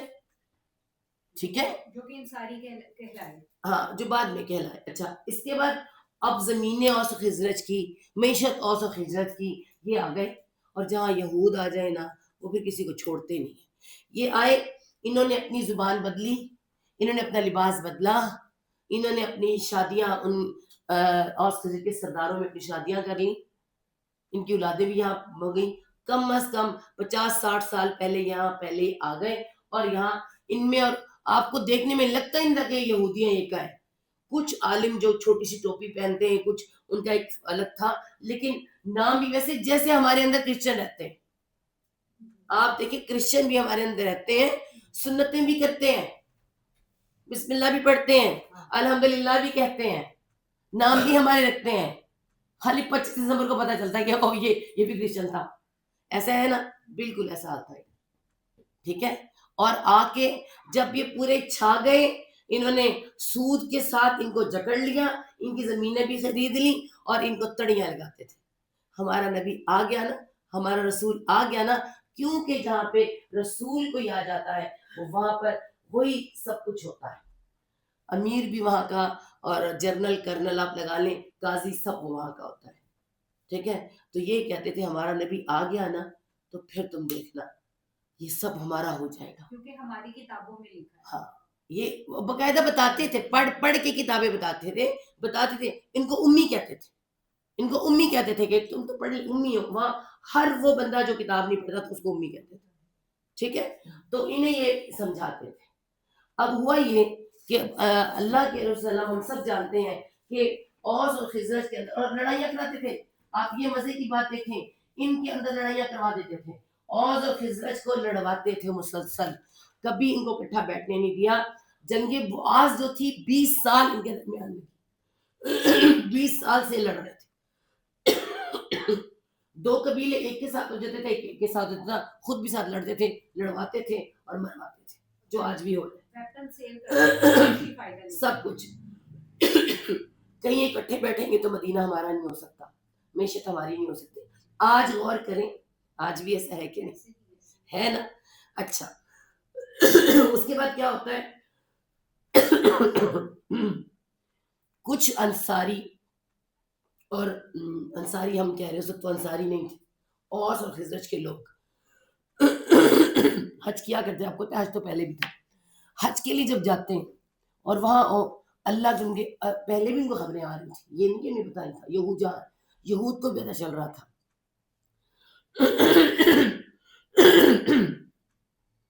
کیونکہ مکہ والے سردار اور یہ سردار اور یہ ان کی دوستیاں تھیں آپس میں.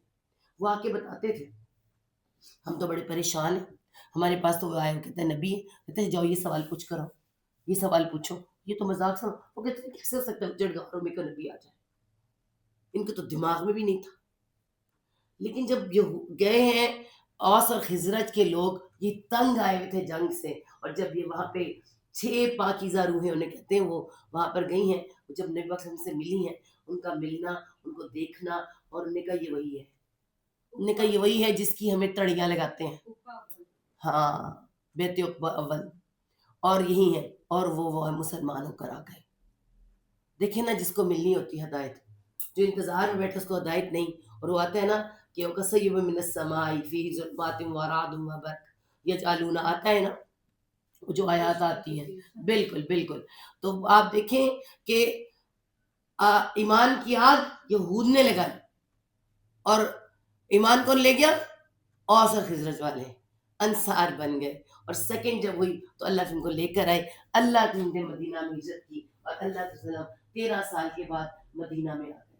جس دن مدینہ میں آئے ہیں تو یہود نے کیا کیا تھا ہم سب جانتے ہیں. حضرت صفیہ رضی اللہ عنہا فرماتی ہیں کہ میرے والد جب ملنے گئی، عبداللہ بن سلام، ایک قصہ ان کے ساتھ جو ہوا کہ عبداللہ بن سلام اور ان کے والد حی بن اخطب اور ان کے چچا، یہ جب ملنے کے لیے سب گئے ہیں، عبداللہ بن سلام نے تو پہلے اسلام قبول کر لیا نا. انہیں کہا بھی کہ میں ذرا اللہ کو چھپ جاؤں گا تو آپ ان سے پوچھیے گا. تو ان کے بارے میں پوچھا، ایک اللہ کا تجربہ ہوا کہ انہوں نے کہا کہ عبداللہ بن سلام کیسا ہے؟ بہت اچھا، عالم کا بیٹا، عالم اور بہت ہی اعلیٰ. لیکن جیسے انہوں نے نکل کہا کہ میں اللہ کے رسول کی گواہی دیتا ہوں یہ حق ہے، سچ ہے، کہتے تیرے سے برا ہی کوئی نہیں، تو بھی برا، تیرا باپ بھی برا، کہہ کے حی بن اخطب وغیرہ اٹھ کے چل گئے. اور حضرت صفیہ بتاتی جب گھر میں آئے ہیں تو میں نے اپنے والد اور چچا کو باتیں کرتے سنا کہ وہ ایک دوسرے سے کہہ رہے تھے یہ تو سچا نبی ہے، یہ تو وہی ہے جس کی ساری باتیں ہماری تورات میں، ہماری نشانیوں میں پوری. تو انہوں نے کہا خبردار خبردار یہ بات عوام میں نہ جائے. تب ان کو عادت تھی اپنی کتاب میں تحریف کرنے کی. اللہ تعالیٰ نے فرمایا نا تحریف کرتے ہیں، حرف سے حرف کو بدل دیتے ہیں، الٹے پلٹے فتوے لگا لگا کر. آج ہمارے ہاں بھی ہے صحیح، زیر زبر بدل کے چینج کر دینا. تو انہوں نے پھر کیا کیا، تحریف میں باتیں ختم کی.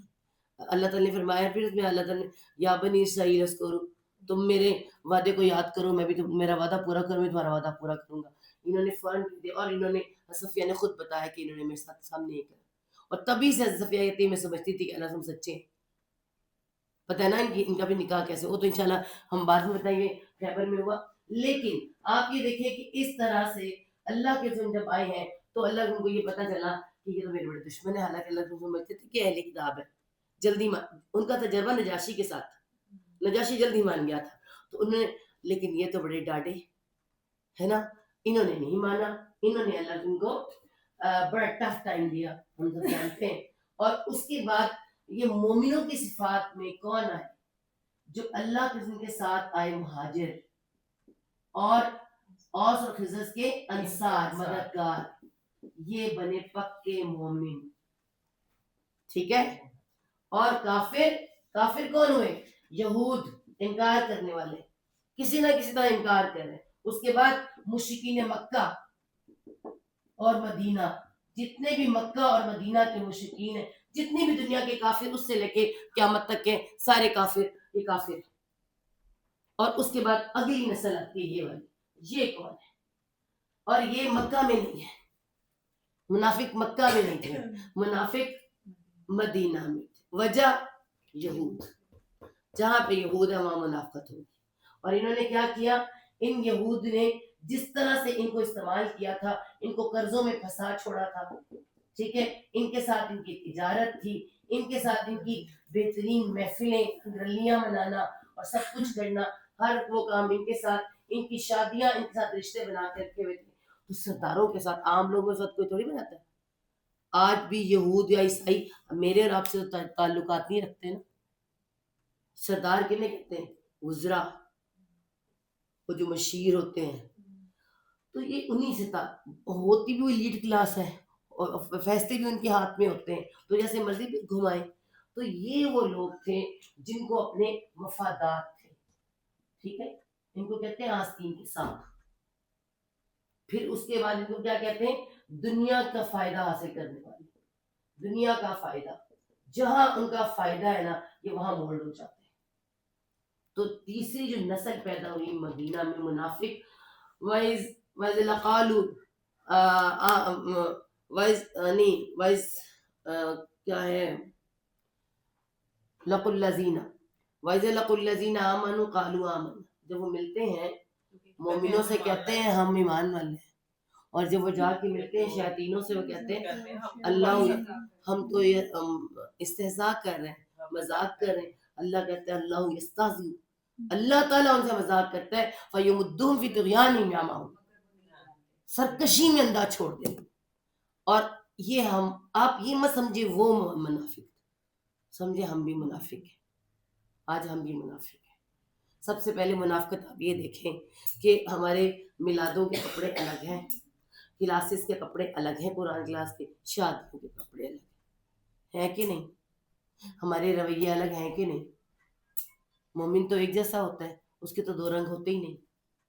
وہ جہاں ہے جیسا ہے ویسا ہے. لیکن ہمارے تو فرق ہے سب کچھ، ہے کہ نہیں؟ اور پھر ہمارے بہت سے معاملات ایسے ہیں جو ان سے بہت ملتے جلتے ہیں. خیر، سب سے پہلے اللہ تعالیٰ نے بتایا سب کرتے کیا ہے، 2 پورے رکوع دھوکہ دیتے اللہ کو، فسادی ہیں، فساد کرتے، اور پھر اوپر سے کیا کہتے ہیں کہ ہم تو اصلاح کرنے والے ہیں کہ نہیں؟ ایسے باہر تو چھوڑیں، ہمارے گھروں میں پائے جاتے ہیں، ہمارے گھر ٹوٹ جاتے ہیں. بہت سی ایسے کردار ہمارے ارد گرد، ہمارے گھروں میں، گھروں کے ارد گرد، خاندانوں میں، رشتوں میں پورا اپنا ایسا کوئی فسادی پن دکھا دیتے ہیں. اور جب وہ فساد پھیل جاتا ہے تو نام بھی پتہ چلتا ہے. اللہ تعالیٰ نے کہا منافقت بھی کھول دوں گا. پھر کہتے ہیں اچھا اس وجہ سے میں تو اصلاح کرنا چاہتی تھی، ہاں یہ کیا ہو گیا؟ اور پھر پتلی سے نکل جاتے ہیں، اپنا کام پورا ہو گیا. تو یہ فسادی گھر میں بھی ہو سکتے ہیں، معاشرے میں بھی ہو سکتے ہیں، سیاست میں بھی ہو سکتے ہیں، اجتماعیت میں بھی ہو سکتے ہیں، امت مسلمہ تک میں بھی ہو سکتے ہیں. تو یہ فسادی اس وقت بھی تھے اب بھی پھر اوپر سے کہتے جھوٹ بولتے ہیں. اللہ تعالیٰ نے کیا فرمائے گا؟ اللہ کے نے فرمایا پہچان میں جب بولے گا جھوٹ بولے گا, امانت میں خیانت کرے گا, وعدہ خلافی کرے گا, اور جب غصہ آ جائے گا تو پھٹ پڑے گا, گالی گلوچ دے گا. تو یہ منافق کی تو خیر بہت سی ہیں, آگے بھی یہاں سے منافقت شروع ہونی ہے. سورۃ توبہ میں جا کے اس کا آیت نمبر 23 یا 25 پہ ہونا ہے. اللہ نے صاف کھول کے رکھ دینی ہے ساری منافقتیں, اور اس کے بعد آگے بھی چھوٹی چھوٹی صورتیں آئیں گی, منافقین وغیرہ آئے گی, لیکن اللہ تعالیٰ نے منافقت کو پسند نہیں کیا, اس کا ان کا درجہ نہیں رکھا. تو یہ سارا مدینہ کا ماحول ہے. اور اس کے بعد اللہ تعالیٰ نے بتایا ہے کہ اگلی جو 4 رکوع میں اور چوتھے رکوع میں آیت نمبر 40 سے شروع ہوتی ہے خلافت. اللہ تعالیٰ نے فرمایا کہ جب اللہ تعالیٰ نے فرشتوں سے کہا کہ میں خلیفہ بنانے والا ہوں, تو خلافت کیا ہوتی ہے, خلیفہ کیا ہوتا ہے؟ ہم خلیفہ جسے کہتے ہیں نائب. نائب کیا ہوتا ہے میں بتاتی ہوں. دراصل ہماری آج کی نسل کو نا قائم مقام جیسے لفظ نائب سے سمجھ نہیں آتے. سادہ بتاتی ہوں. اماں جب گھر سے جاتی ہے تو بیٹی کو یا بہو کو کہہ کے جاتی ہے میرے بعد تو, میرے سارے کام تو نے کرنے. ایسے ہی ہے, یہ سارے خرچے کے پیسے سب کچھ تیرے تو نے کرنے, پیچھے میں ہوں, مجھے نہ بھولیں, میں نے واپس آنا ہے, تیرے سے حساب بھی لینا ہے. ابا جان جاتے ہیں, ابا کیا کرتے ہیں, یہ رہا میرا کاروبار, میں آج جا رہا ہوں, سارا کچھ کروں, پیچھے تو, پر آؤں گا ضرور, پوچھوں گا, بھولی نا, سارا کچھ میرا ہے, اور پیچھے ویچ وٹ کے کھا جائیں, ہے نا. اصول وہی چلیں گے, میرے پیچھے میرے گھر کے اصول نہیں بدلنے, اصول وہی ہوں گے, بس صرف تو چھوڑ کے جا رہا ہوں, نائب بنا کے جا رہا ہوں. ٹھیک ہے کیا؟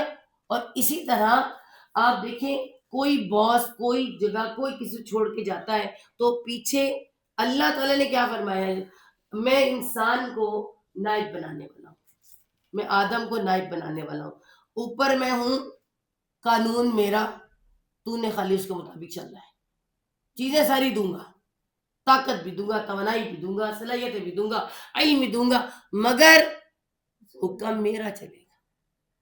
یہ اختیار ہے. آپ دیکھیں نہ تیری زندگی پہ اختیار, نہ تیرا موت پہ اختیار, صرف اختیار کیا ہے, تجھے علم دیا ہے, تجھے صلاحیت دی ہے, تو کس طرح استعمال کرتا ہے. تو مجھے پہچان کے چلے گا یا میری پہچان کے بغیر, میرے حکم کے ساتھ چلے گا یا نہیں. اگر تو چلے گا تو یہ ہے خلافت, اور یہ بڑا مشکل کام ہے, یہ کوئی آسان کام نہیں ہے. سورۃ احزاب کے پر آتا ہے کہ ہم نے یہ کیا اسے کہتے ہیں, اس کو ہم نے بھاری بوجھ پہاڑوں کے سامنے پیش کیا, انہوں نے انکار کر دیا, زمین آسمان کو دیا, انہوں نے انکار کر دیا, انسان نے اٹھا لیا, عجولہ, جلد باز, میں کروں گا, بڑا شوق ہے. ہاں, اپنے اوپر وزن ڈالنے کا بڑا شوق ہے, جس طرح ہم نے بہت ساری رسموں کا وزن اپنے سروں پہ ڈالا ہے کہ نہیں. زندگی اتنی آسان ہے, دین اتنا آسان ہے, اگر ہم کہیں اللہ کے راستے پہ کوئی ساتھ چلیں ان کے تو آسان ہے, پر ہمیں بڑا شوق ہے گردن میں بوجھ ڈالنے کا. تو یہ ایک بوجھ کی طرح خلیفہ بنایا, اور وہاں ہمیں پتہ ہے, یہ ہم کل ہی بات کر چکے تھے کہ شیطان وہاں موجود تھا, وہ دیکھ رہا تھا سب کچھ. اللہ تعالیٰ نے ڈیمو بھی کرایا, کیونکہ زمین آسمان پہلے نہیں بنے تھے. اسی آیت سے اوپر آیت اللہ نے کہا کہ میں نے زمین آسمان, ساتوں زمین آسمان بنائے, زمین بنائی, پھر انسان کو بنایا, اور یہ کیا تھا, میں زمین کا خلیفہ بنانے والا. یہ نہیں کہا کہ جنت میں رہنا, اس نے جنت تو دکھانی تھی اس خلافت کے لیے کہ جو ذمہ داری تجھے میں دے رہا ہوں تو جنت ایسی ہے, تو جنت میں رکھا, اور وہاں پہ کنڈیشن لگا دی, یا نہیں جانا, سب طرف جانا, ادھر نہیں جانا. کتنا کوئی سمجھ لے 5 یا 10% حصہ جو تیرا نہیں ہے, باقی سارا تیرا. اور شیطان نے پھر بہکایا, شیطان آ گیا, اور سب سے پہلے تو اس نے کیا تھا, ہم سب جانتے ہیں, اللہ تعالیٰ کے سامنے اسی میں آتا ہے, اس نے انکار کر دیا, ابا واستکبر وکانا, سجدے سے. بہت جگہ پہ آئے گا قرآن میں, 5 جگہ پہ اس ساتھ ہے, سجدے سے انکار کر دیا, اور وہ کیا ہو گیا, وہ ہو گیا ابا واستکبر وکانا, تکبر بھی کر لیا اس نے, اور وہ من الکافرین میں سے بھی ہو گیا. ایک سجدے کے انکار سے ہنستا ہوگا, سر پیٹتا ہوگا وہ. یہ امت مسلمہ 5 نمازیں فرض ہیں, کوئی سجدہ نہیں کرتی, پھر بھی اللہ کہتا ہے میں رحمان رحیم, معاف کر دوں گا. اور میں نے ایک سجدے پہ ساری کچھ گوا دیا. تو یہ شیطان کا یہاں پر آیا. اور پھر وہی جو ہم کل کر چکے تھے, ہم نے آپ کو بتایا تھا کہ اللہ تعالیٰ کا میرا حضرت آدم علیہ السلام معاف بھی کیا, نبوت عطا کی, اور علم, سب سے پہلے تو علم عطا کیا. اور اس کے بعد اللہ تعالیٰ نے اس انسان سے کہا کہ اب نیچے اتر جاؤ, جنت تو دیکھ لی تم نے, اب وہاں پہ تو ہوتا ہے مما کا نفی آتا ہے نا, مما کا نفی, اس نے نکلوا دیا مما کا نفی, جس میں وہ دونوں تھے. کس میں تھے؟ لباس میں تھے, شرم و حیا میں تھے, اللہ کی رحمت میں تھے, جنت میں تھے, اللہ کی فرما برداری میں تھے. سب کچھ ہی نکلوا دیا. اور میں نے کہا اب نکلو سارے اور جاؤ نیچے, تم سب ایک دوسرے کے دشمن, عورت کی, مرد کا, تم دونوں ایک دوسرے کے, تم سب کا دشمن شیطان. سب جی بالکل پھر نکلوا دیا, اللہ تعالیٰ نے نکلوا دیا. اور اللہ تعالیٰ نے کہا اتر جاؤ, اتر جاؤ نیچے. اور اب کیا ہے, میں ہدایت بھیجتا رہوں گا, جو میری ہدایت پہ عمل کرے گا اسے اس دنیا میں بھی خوف نہیں ہوگا, اور اس کے بعد میرے پاس آنے کے بعد بھی کوئی خوف نہیں ہوگا, نہ وہ غمگین ہوں گے. اور اس کے ساتھ ہی یہاں سے سارے رکوع, یہ 4 رکوع کمپلیٹ ہو جاتے ہیں. اگلے 5 سے لے کے 15 رکوع تک, 10 رکوع تقریباً ہے, 5 سے لے کے 15 رکوع. ہم لوگ آپ کو ساتھ بتاتے ہیں کون شروع ہو جاتے ہیں, بنی اسرائیل. بنی اسرائیل شروع ہو جاتے ہیں 5ویں رکوع سے, ٹھیک ہے جی. اور یہ تقریباً 15 رکوع سے, یا بنی اسرائیل کو یاد کرو, اللہ تعالیٰ بنی اسرائیل کو یاد کروا رہے ہیں 5ویں رکوع سے لے کے, اور نہ 15 رکوع, 15, یہ ایک پارے کا جو میں آپ کو حساب بتا رہی ہوں نا, 5 سے 15 یعنی 10 رکوعات مکمل اللہ تعالیٰ یاد کروا رہے ہیں. یاد کرو میں نے تم پر نعمتیں کی تھی, تمہیں فضیلت دی تھی, ٹھیک ہے. تو سب سے پہلے تو ہم یہ دیکھیں گے کہ بنی اسرائیل کون تھے, ٹھیک ہے. اور اسی بارے میں ان 15 آیات کے بعد اللہ تعالیٰ ابراہیم علیہ السلام کا ذکر کرتے ہیں کہ ابراہیم جب میں نے اسے آزمایا, وہ ساری آزمائشوں پہ پورا اترا, میں نے اسے امام بنا دیا, سب کا امام بنا دیا, ٹھیک ہے. امام کون ہوتا ہے؟ جس کے پیچھے ہاتھ باندھ کے چلا جاتا ہے, اور وہ امام ہے. ہاں سب پوچھتے رہتے ہیں ہمارا امام کون ہے, اللہ تعالیٰ نے انہیں امام بنایا, وہ امام ہیں, انہوں نے ہمیں سکھایا. ان کی ساری سے پتہ چلتا ہے کہ اللہ کی خاطر اپنی اولاد کی گردن میں چھری پھیرتے, ہم تو خواہشات پہ نہیں پھیر سکتے, ہے نا. تو یہ وہ امام ہے, خلیل اللہ بھی ہیں, اللہ کے امام بھی ہیں. تو وہاں سے اللہ تعالیٰ نے آگے بتایا کہ جب وہ دونوں اسی میں آتا ہے, جب وہ دونوں خانہ کعبہ کی دیواریں کھڑا کر رہے تھے, تو انہوں نے وہ دعا کی, جو دعائیں جس کے بدلے میں اللہ کے وسلم آئے, اور سارا. اور پھر ساتھ ہی اینڈ پہ کیا آتا ہے کہ یہ جو میرا وہ ہے, یہ جو میرا ابراہیم ہے, نہ یہ یہودی, نہ نصرانی, نہ مشرک, وما کان من المشرکین, مشرک بھی نہیں. تو ہم یہ یہاں پہ اس پوائنٹ پہ رکیں گے. اب آپ کو یہاں سے سمجھائیں گے ہم کہ یہود یہ کہتے تھے, مشرکین مکہ کہتے تھے کہ ابراہیم ہمارا, ہم دین ابراہیم پر ہیں, ٹھیک ہے, کیونکہ ہم دین ابراہیم پہ, ہم ابراہیم ہمارے. یہود کہتے تھے ابراہیم علیہ السلام ہمارے. عیسائی کہتے تھے نصارہ کہ ابراہیم ہمارے. اللہ تعالیٰ نے کہا نہ ابراہیم یہودی, نہ عیسائی, نہ یہودی, نہ وما کان من المشرکین, نہ وہ شرک کرنے والا, ٹھیک ہے. ان میں سے کسی کا بھی ابراہیم نہیں ہے. اب ہم دیکھیں گے حضرت ابراہیم علیہ السلام کون تھے, کس کا کس سے کیا تھا, ٹھیک ہے. تو یہاں سے ہم تھوڑا آپ کو بتاتے ہیں, اس کو تو ہم اس طرح کر لیتے ہیں, ٹھیک ہے. ہم پہلے دیکھیں گے کہ بنی اسرائیل کون تھے. بنی اسرائیل آ رہے ہیں نا, بنی اسرائیل کون تھے, کہاں سے شروع ہوئے؟ حضرت ابراہیم علیہ السلام سے.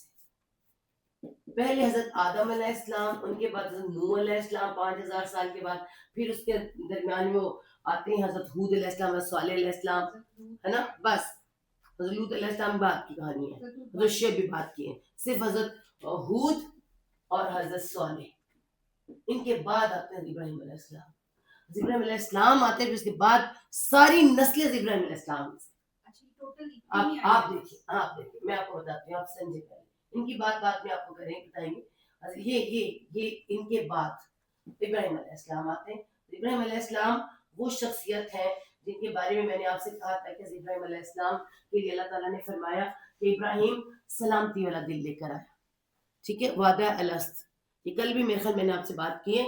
وعدہ الست میں اللہ تعالیٰ نے ہماری روحوں سے وعدہ لیا تھا, اس کو وعدہ الست سورۃ الاعراف میں آتا ہے, کیا میں تمہارا رب نہیں ہوں؟ تو سب نے کہا تھا بالکل آپ ہمارے رب ہیں, کیوں نہیں. وہ وعدہ بھول جائے, بہت سے لوگ بھول جاتے ہیں, اس وعدے کو بھول جاتے ہیں اور دنیا میں آ کے بھول جاتے ہیں, مگر ابراہیم علیہ السلام جیسی روحیں جو ہوتی ہیں وہ نہیں بھولتی. حضرت ابراہیم علیہ السلام پر کوئی وحی نازل نہیں ہوئی, کچھ کسی نے کہا کہ یہ نبی ہیں, بس یہ جب یہ بڑے ہوئے ہیں تو انہیں کائنات سے دیکھا, کائنات سے دیکھ کے یہ مسلمان ہوئے. ٹھیک ہے, انسان کے اندر وعدہ ہے نا, اس وعدے نے, اس روح نے اس کو جھنجھوڑ کے کہا کہ میرا رب کوئی اور ہے. کیوں کہا؟ کیونکہ یہ عراق کے علاقے اور میں پیدا ہوئی تھی.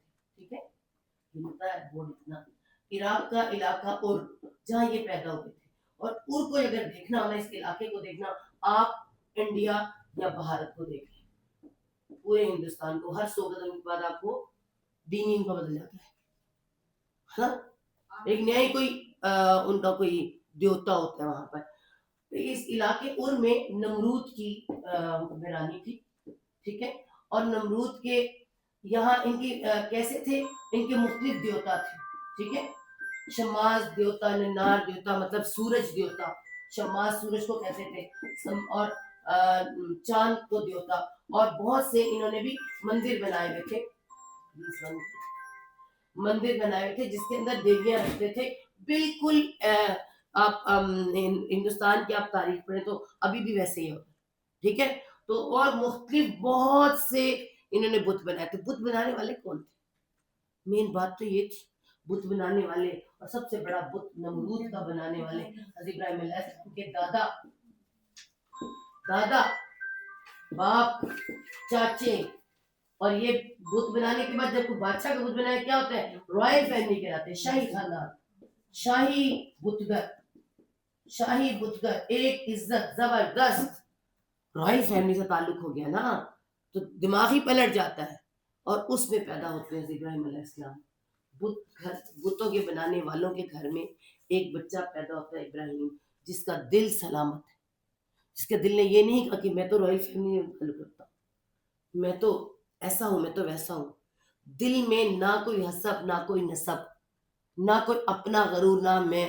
اس دل نے سوچا کہ سورج کیسے دیوتا ہو سکتا ہے, سورج کیسے خدا ہو سکتا ہے, جو ڈوب جاتا ہے میں نہیں مانتا, چاند کو میں نہیں مانتا, یہ جو بولتے نہیں ہے میں نہیں مانتا, میرا رب تو کوئی اور ہے.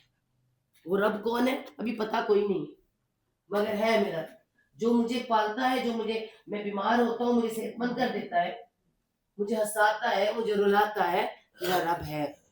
ابھی تک رب کا پتہ نہیں ہے. ٹھیک ہے, اور سارا آپ دیکھیں نمرود کے ساتھ مکالمے ہو رہے ہیں, اور وہ پھر ان کو جانے کے بعد وہ جو ہم سب دیکھتے ہیں, انشاءاللہ آگے بھی آئے گا, کہ توڑ دیے سارے بت اور سب کچھ کیا, اور جا کے توحید کی اذان دے دی بت خانے میں جا کر. بہت بڑی بات ہے, کوئی چھوٹی بات نہیں ہے.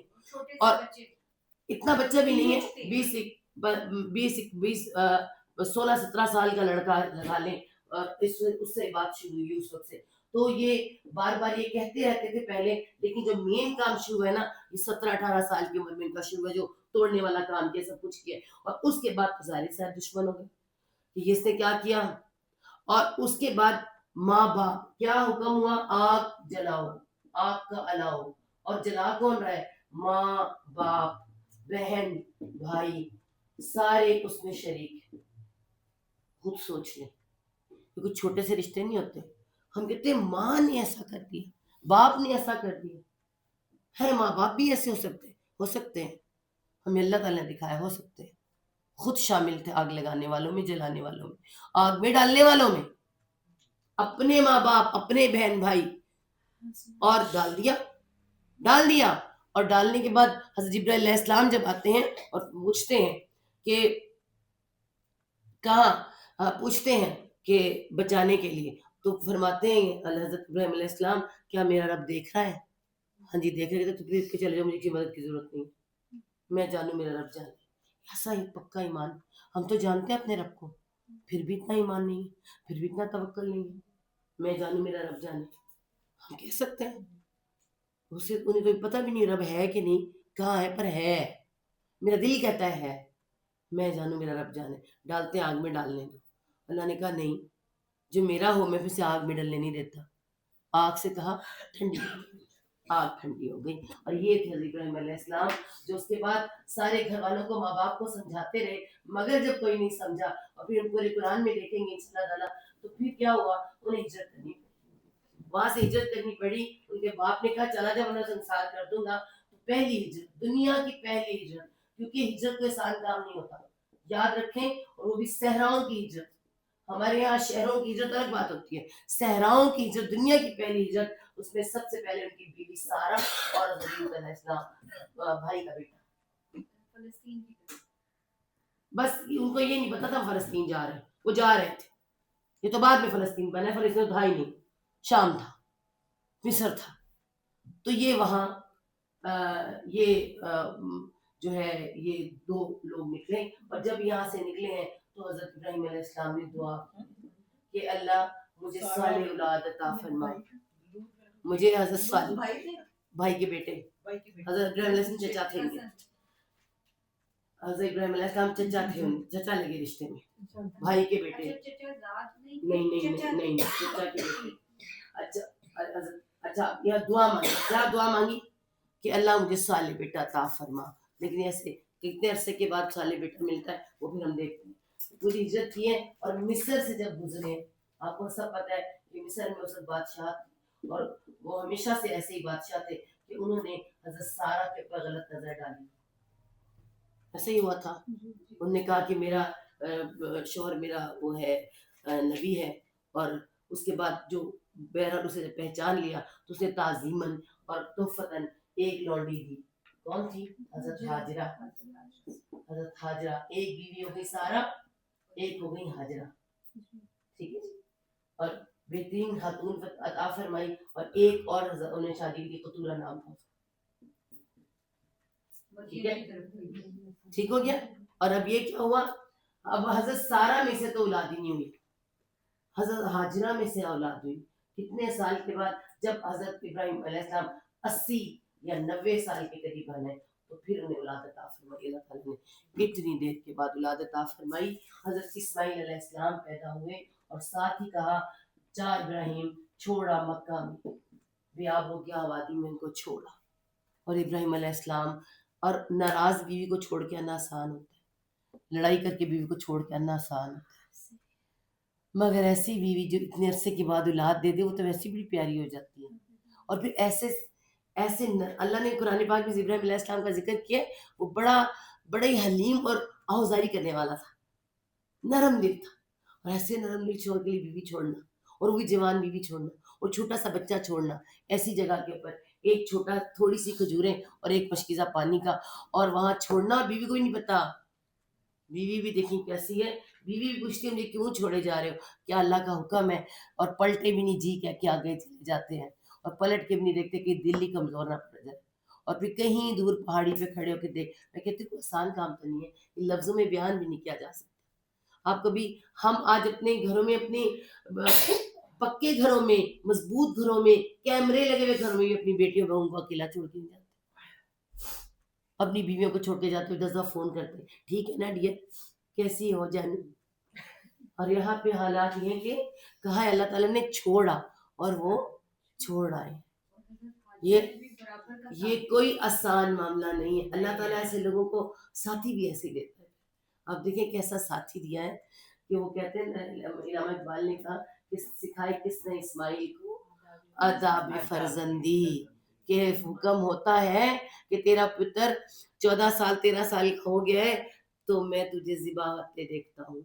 اے اسماعیل تیری کیا رائے ہے، میں تجھے ذبح کرتے ہوئے دیکھتا ہوں. تو پتہ ہے کہ میرا باپ ایک نبی ہے.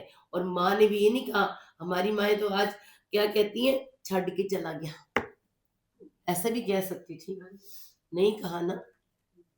انہیں بتایا کہ تیرا باپ بہت بہت اعلیٰ ہے.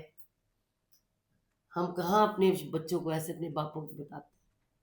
میں کہتی ہوں ہم تو غیبتیں کر کر پاگل ہو جاتے، تڑا تو پیو ہی نہیں رہا. ہمارا تو پہلا جملہ یہی ہوتا ہے.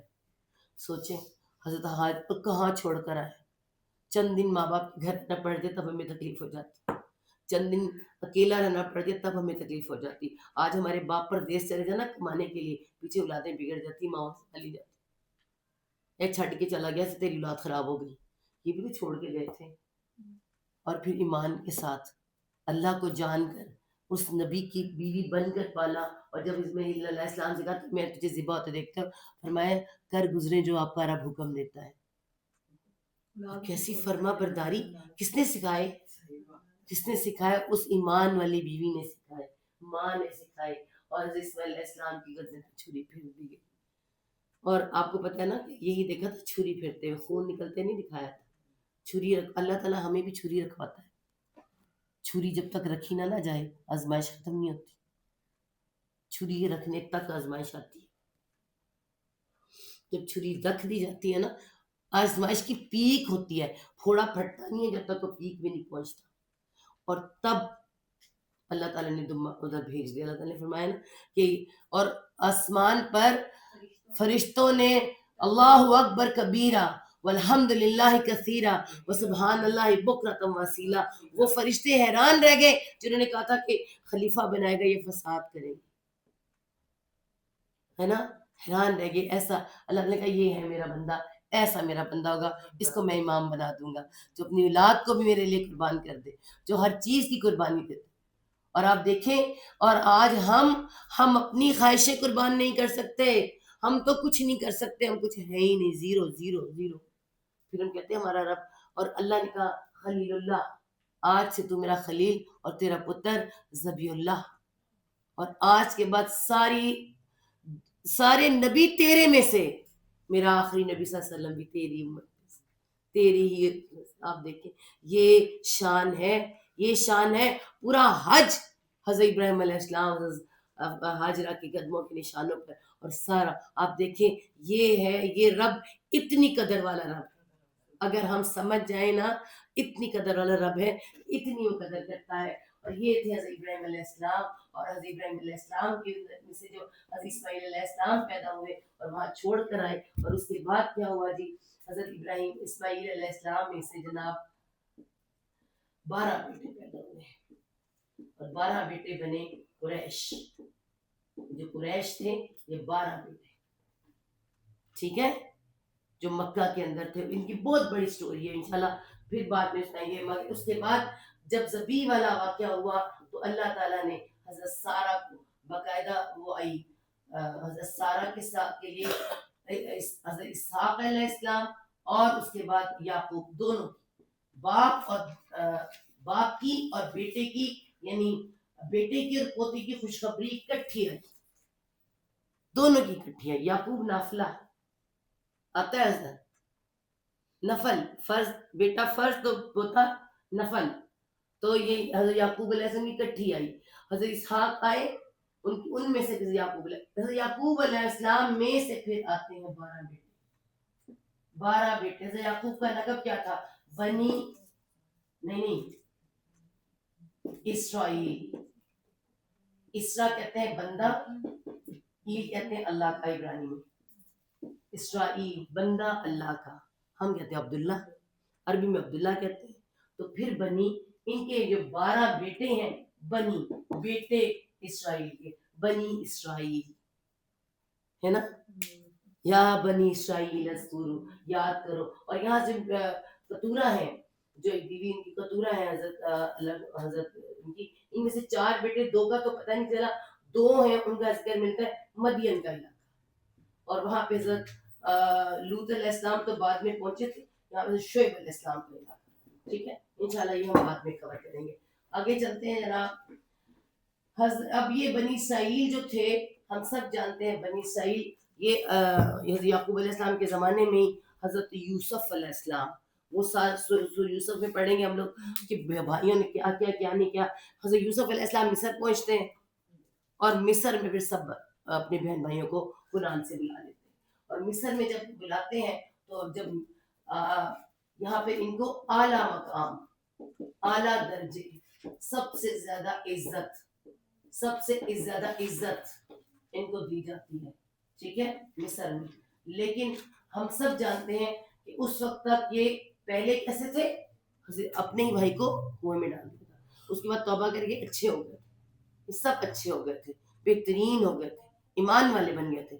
لیکن پھر آہستہ آہستہ ان میں سے وہ سب نکلنا شروع ہوتا ہے، اور اس کی وجہ نکلتا ہے اپنی جگہ جب چھوڑتے ہیں نا تو اللہ تعالیٰ بھی ہاتھ ہٹا دیتے ہیں. پھر کیا آئی یہاں پہ فرعون، قبطی قوم، ٹھیک ہے، قبطی قوم آئی، اور اس میں سے اس قوم نے کیا کیا، انہوں نے آ کے دیکھا کہ آپ کو پتہ ہے کہ جو قومیں آتی ہیں نا تو یہ آپ کو سورۃ نمل میں ملے گا، قبطی قوم، قبطی. اور یہ آپ کو جو ملکہ بلقیس کا بڑا اچھا جملہ کہ جب فاتح آتے ہیں اور تو وہ سب سے پہلے عزت والوں کو ذلیل کرتے ہیں. تو یہاں عزت والے کون تھے؟ بنی اسرائیل. بنی اسرائیل عزت والے تھے. یاد کریں، پیچھے جائیں، پاکستان بنا تھا، اس سے پہلے ہندوستان میں کون آئے تھے؟ مسلمان، بڑی عزت والے تھے، ہندو تو نہیں تھے، ہے نا. تو پھر ذلیل کس کو کیا تھا انگریزوں نے آ کے؟ مسلمانوں. ہندو تو ساتھ، جو اقتدار میں تو جو عزت میں تھے اسی کو تو سب سے. تو یہاں بھی یہی ہوا، فرعونیوں نے آ کے ان لوگوں کو، بنی اسرائیل کو کیا بنا لیا؟ ساری بنی اسرائیل کو غلام بنا لیا. ان کو کمزور کرنے کے لیے 1 سال ان کے لڑکے مار دیتے تھے، 1 سال زندہ چھوڑتے تھے، اور بیٹیوں کو تو زندہ ہی چھوڑتے تھے. خوبصورت لڑکیوں سے خود شادی کر لیتے تھے، اور جو ذرا کم شکل کی ہوتی تھی انہیں روٹی بنا لیتے تھے. حضرت آسیہ بھی فرعون کی بیوی تھی، اب وہ تو بنی اسرائیل میں سے تھی، خوبصورت خاتون تھی، تو فرعون نے سے شادی کر لی. ٹھیک ہے. اب یہ معاملہ چل رہا تھا تو حضرت موسیٰ علیہ السلام پیدا ہوتے ہیں. تو انشاءاللہ آگے جا کے ہم دیکھیں گے کہ وہاں پہ کیا معاملہ ہوا، کیسے ہوا، تو قصص میں تو میں آئے گا. لیکن اللہ تعالیٰ نے حضرت موسیٰ علیہ السلام کو فرعون کے گھر میں پلوایا، اور اس کے بعد ہم جانتے ہیں کہ کیسے موسیٰ علیہ السلام مدین کے علاقے میں چلے گئے، اور واپس جب آتے ہیں اور انہیں کوہ طور پر ملتی ہے، نبوت دی جاتی ہے موسیٰ علیہ السلام کو. اور یہ آپ کو پتہ ہے یہ بھی ایک معاملہ تھا کہ یہ نبیوں کی اولادوں میں سے، انہیں کہتے ہیں سید زادے. یہ سید زادے تھے بھائی، یہ نبیوں کی اولادوں میں سے تھے، اور یہ ان کو پتا تھا ہمیں انبیاء آتے ہیں، اور یہ کہتے تھے کہ ہمیں ایک نبی آئے گا، ایک کوئی اللہ نبی بھیجے گا، کوئی رسول بھیجے گا جو آ کے ہمیں یہاں سے چھڑوائے گا. تو ہزاروں سال نرگس اپنی بے نوری پھروتی ہے، بڑی مشکل سے ہوتا ہے چمن میں دیداور پیدا. تو دیداور تو موسیٰ علیہ السلام جو پیدا ہوئے تھے، بچپن سے کس طرح دیداور تھے، کیسے پلے، کس طرح پہنچے، اور فرعون کے دربار میں پلے، ظالم کے دربار میں پلے. اور اس کے بعد پھر حضرت موسیٰ علیہ السلام کو جب کوہ طور پر بلایا جاتا ہے، کوہ طور پہ حضرت موسیٰ علیہ السلام کو نبوت دی جاتی ہے. سب سے پہلا کام انہیں کیا کہا جاتا ہے کہ جا کر بنی اسرائیل کو آزاد کرا. آئی ہی آزاد کروانے. آزاد کیوں؟ آزاد کی کیا ضرورت کیوں ہوتی ہے آپ کو پتہ ہے؟ اللہ تعالیٰ کو غلامی پسند نہیں ہے. غلامی تو اللہ کی، ورنہ کوئی کسی کی غلامی نہیں. لا الہ الا اللہ جو ہے نا، ساری غلامیوں پہ تلوار کی طرح مار دیتی. غلامی صرف اللہ کی. عبد کہتے ہیں غلام بندے کو. اللہ تعالیٰ کو کسی اور کی غلامی پسند ہی نہیں ہے. میرا بندہ کسی اور کا غلام اللہ تعالیٰ نے ختم کر دیا. آہستہ آہستہ آپ دیکھیں کیسے روزے کے لیے غلام، روزہ اور قتل ہو گیا تو غلام آزاد کرو، غلام آزاد کرنے کا یہ، غلام آزاد کرنے کا یہ.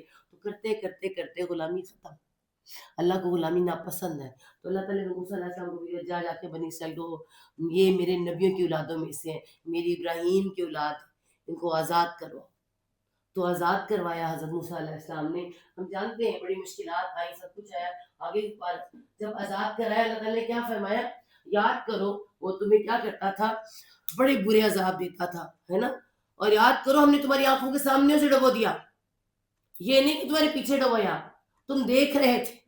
وانتم تنظرون، اور تم دیکھ رہے تھے، تو پھر بھی تم نے جا کے بچڑا بنا لیا. اللہ تعالیٰ کہتے ہیں، اور پھر تم نے، اللہ تعالیٰ اپنے احسانات یاد کراتے ہیں. ان پورے رقوع میں اللہ تعالیٰ بتاتے ہیں دیکھو میں نے تمہیں آزاد کرایا، اور تمہیں ابھی ابن سینا کیا، طور سینا کہتے جو طور کے ساتھ میدان لگتا ہے وہاں پر طور سینا میں، صحرا سینا میں تمہیں میں نے رکھا. اور کیسے رکھا؟ اس لاڈ سے رکھا کہ تمہیں دھوپ جلا نہ دے. میں نے بادلوں کا سایہ کیے رکھا، میں نے 12 چشمے نکال دیے، میں نے منو سلوا دیا, میں نے تمہیں سب کچھ دیا, اور جب میں نے تمہارے رسول کو کتاب اور شہد دینے کے بلایا تم نے پیچھے بچڑا بنا لیا, حالانکہ تمہارے سامنے میں نے سب کچھ کیا, تم دیکھ رہے تھے, پھر تم نے بچڑا بنا لیا, پھر میں نے تمہیں معاف کیا. اور پھر سورت کا نام بقرہ ہے, بقرہ مطلب گائے ہے, وہ گائے کا قصہ آ جاتا ہے. پھر میں نے تمہیں کہا کہ گائے کو ذبح کرو, تم نے کہا نہ کرنے کے بہانے, رنگ کیسا, یہ کیسا, وہ کیسا. تو یہ گائے گائے نہیں ہے خالی, ہمارے لیے بھی استعارہ ہے. ہمیں بھی اللہ تعالیٰ کہتے ہیں یہ کام کریں, کیسے کریں, ہوتا نہیں ہے, کیسے کلاسز میں جائیں, قرآن کیسے پڑھیں, ترجمہ, اب ٹائم ہی نہیں ہے. ہاں باقی سارے جنہیں نہیں کرنا نہیں. جس نے کہتے ہیں نا, وہ پنجابی میں مثال ہے کہ تو روٹی کھانا ہے, تیری داڑھی ہلتی ہے, میں تیرے نال نہیں رہنا. داڑھی نے تو ہلنا ہی ہے نا, تو آٹا گنی ہلنی ہے, میں تیرے نال نہیں رہنا. بے وجہ کی باتیں. تو ان کا یہی حال تھا, گائے کیسی ہو, ایسی ہو, ویسی ہو, کرتے کرتے کرتے ایسی گائے پہ پہنچ گئے جو ملنی بھی مشکل ہو گئی. اور اللہ تعالیٰ نے کیا فرمایا, انہوں نے گائے ذبح کر دی حالانکہ وہ کرنے والے نہ تھے. اور ہم بھی ایسے ہی ہیں, روزے ہم رکھ لیتے ہیں, رمضان آ گیا, روزے رکھ لیتے ہیں, قرآن پکڑ لیتے ہیں, حالانکہ پکڑنے والے نہ تھے. سچ زور زبردستی پکڑوایا جاتا ہے, بہانوں کے ساتھ بلایا جاتا ہے, آجو آجو آجو. تو اللہ کا شکر ادا کریں کہ اللہ نے یہ سانسیں دیں, اور ہمیں اللہ نے یہ ان کا رویہ دکھایا. کیوں بتایا, ان کے بارے میں پہلے کیوں قرآن میں آیا ہے, کیونکہ یہ جب یہ انہوں نے بچڑا بنایا تھا تو جب موسیٰ علیہ السلام وہ ایک ٹور پر گئے تھے, وہاں انہیں تورات ملی تھی اور شریعت ملی تھی. اور پھر اللہ تعالیٰ کہتے ہیں کہ حضرت موسیٰ علیہ السلام کو ہمیں اللہ کو کھلا کھلا دکھا, ہم نے ظاہراً دیکھنا ہے. اللہ تعالیٰ کہتے ہیں میں نے ان کو بجلی نے آپ پکڑا اور یہ مر گئے سارے, وہ سورۃ اعراف میں آتا ہے. حضرت موسیٰ علیہ السلام کہتے ہیں اللہ تعالیٰ تو ویسے بھی مار سکتے تھے, یہ کیا کیا تو پہلے نہیں مان دے ان کی وجہ. اللہ تعالیٰ نے ان کو دوبارہ زندہ کر دیا ہے نا. اللہ کہتے ہیں اتنے لاڈ لے, دوبارہ زندہ کر کے بھیج دیا, جاؤ بھائی. اور اس کے بعد بھی نہیں مانا, پھر اللہ تعالیٰ نے ان کے اوپر انتہا کر دی احسانات کی. اتنے لاڈ دیے ان کو, بڑے لاڈ دیے, یہاں تک کہ اتنے لاڈنے ہیں کہ انہیں کہا جا رہا ہے جیسے بیٹا لاڈلا, ہم بھی آج اپنے بچے بڑے لاڈلے بنا لیتے ہیں. میرا بیبی, وہ بیبی کو جب فرض نبھانا پڑتا ہے کہتے ہیں میں چپنا, ہاں بیبی کو کیا نا دہی لے کے آنا, یہ چھٹی کھمکلی میں نہیں جاتا مما, ہاں مما ادھر جانے میں نہیں کہا. تو ظاہر ہے اتنے لاڈ اٹھائیں گے, اتنے پیمپرنگ کریں گے, یہ ذرا پیمپر زیادہ ہوتا ہے. اللہ تعالیٰ نے کہا جہاد کرو. پہلے تو اللہ تعالیٰ نے کہا یہ لو کتاب پکڑو, کہتے ہم نہیں پکڑنی, ہمیں نہیں چاہیے. اللہ تعالیٰ نے تور ان کو سر پہ اٹھا کر اب گرا کہ تب گرا, زبردستی تو کتاب پکڑائی.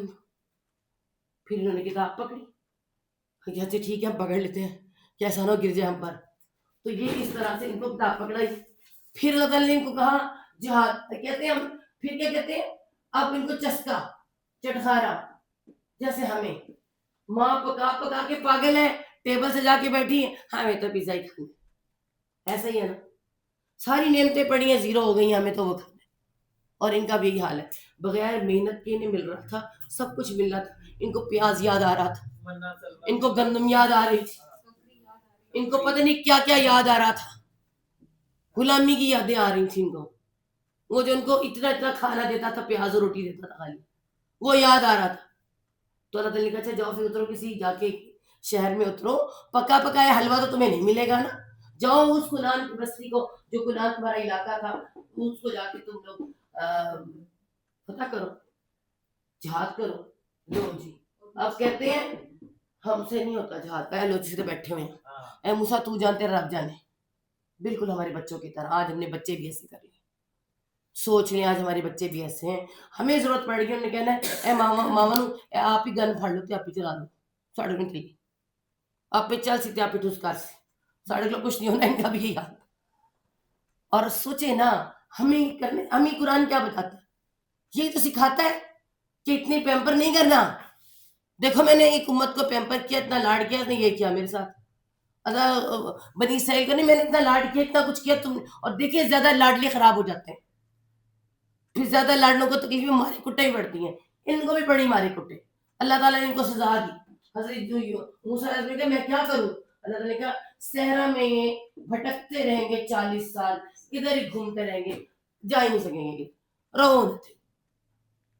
پھر یہ 40 سال وہاں بھٹکے اور ان کی نئی نسل تیار ہوئی، صحرائی نسل، سخت نسل، ٹھیک ہے، اگلی نسل صحرائی، بندہ صحرائی ہے، بندہ ریگستانی، کرتا ہے اللہ کی قدرت کی نگہبانی۔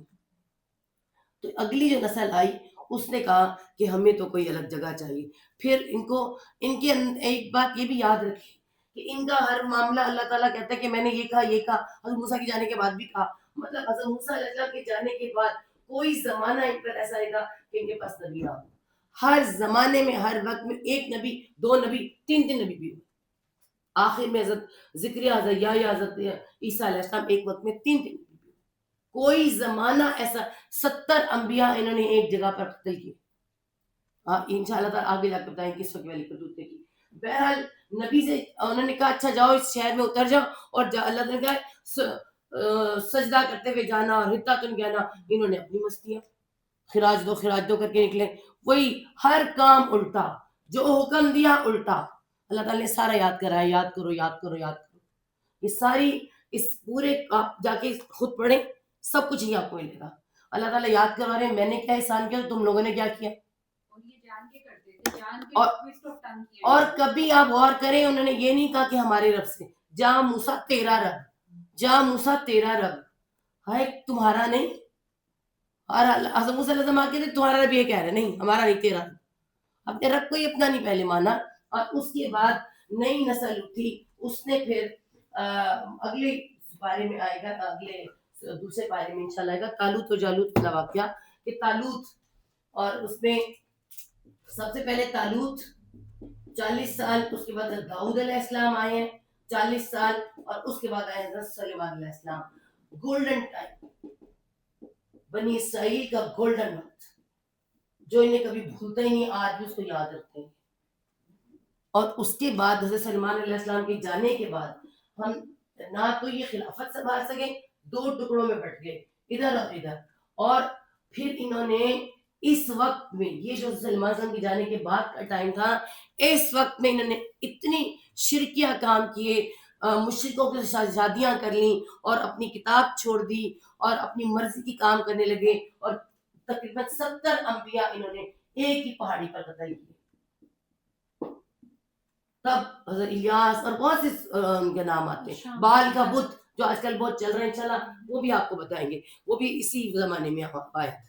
اور اس کے بعد اللہ تعالیٰ کو جب غصہ آیا تو اللہ تعالیٰ نے پھر بھیجا عراق کا جو تھا نزار بخت، نظر بخت کہتے ہیں، نظار بخت، وہ لوگ نظار بخت کہتے ہیں، نظر بخت، نظر بخت آیا، اس نے ان کو سارا تہس نہس کر دیا، ان کا جو ہیکل سلیمانی گرا دیا، تورات ان کی جلا دی، اور ان کو دوبارہ غلامی میں لا کے تو عراق میں لے آیا، ٹھیک ہے، عراق میں لایا۔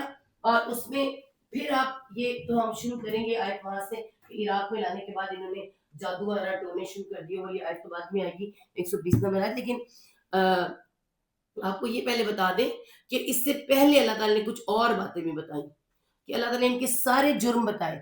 یہ کیا ہے، ان ساری آیات میں عدالت لگی ہوئی ہے، اور ان کے جرائم بیان کیے جا رہے ہیں، ابھی تو ان کے جرائم بیان کیے جا رہے ہیں، اور اس کے بعد ان کو سزا بھی سنائی جائے گی، ٹھیک ہے، دوسرا پارہ آتے ہیں ان کی سزا شروع ہو جانی۔ تو اللہ تعالیٰ نے کہا اس میں، اس سزا میں اللہ تعالیٰ نے کیا بتایا، کہ یہ کہتے ہیں کہ ہم اللہ کے بیٹے ہیں، لن تمسنا النار، ہمیں تو آگ ہی نہیں چھوئے گی۔ وہ ساری کرتوتیں جو ہم میں تھیں، وہ ساری ان کے اندر ہم میں ہیں، ان میں تھیں۔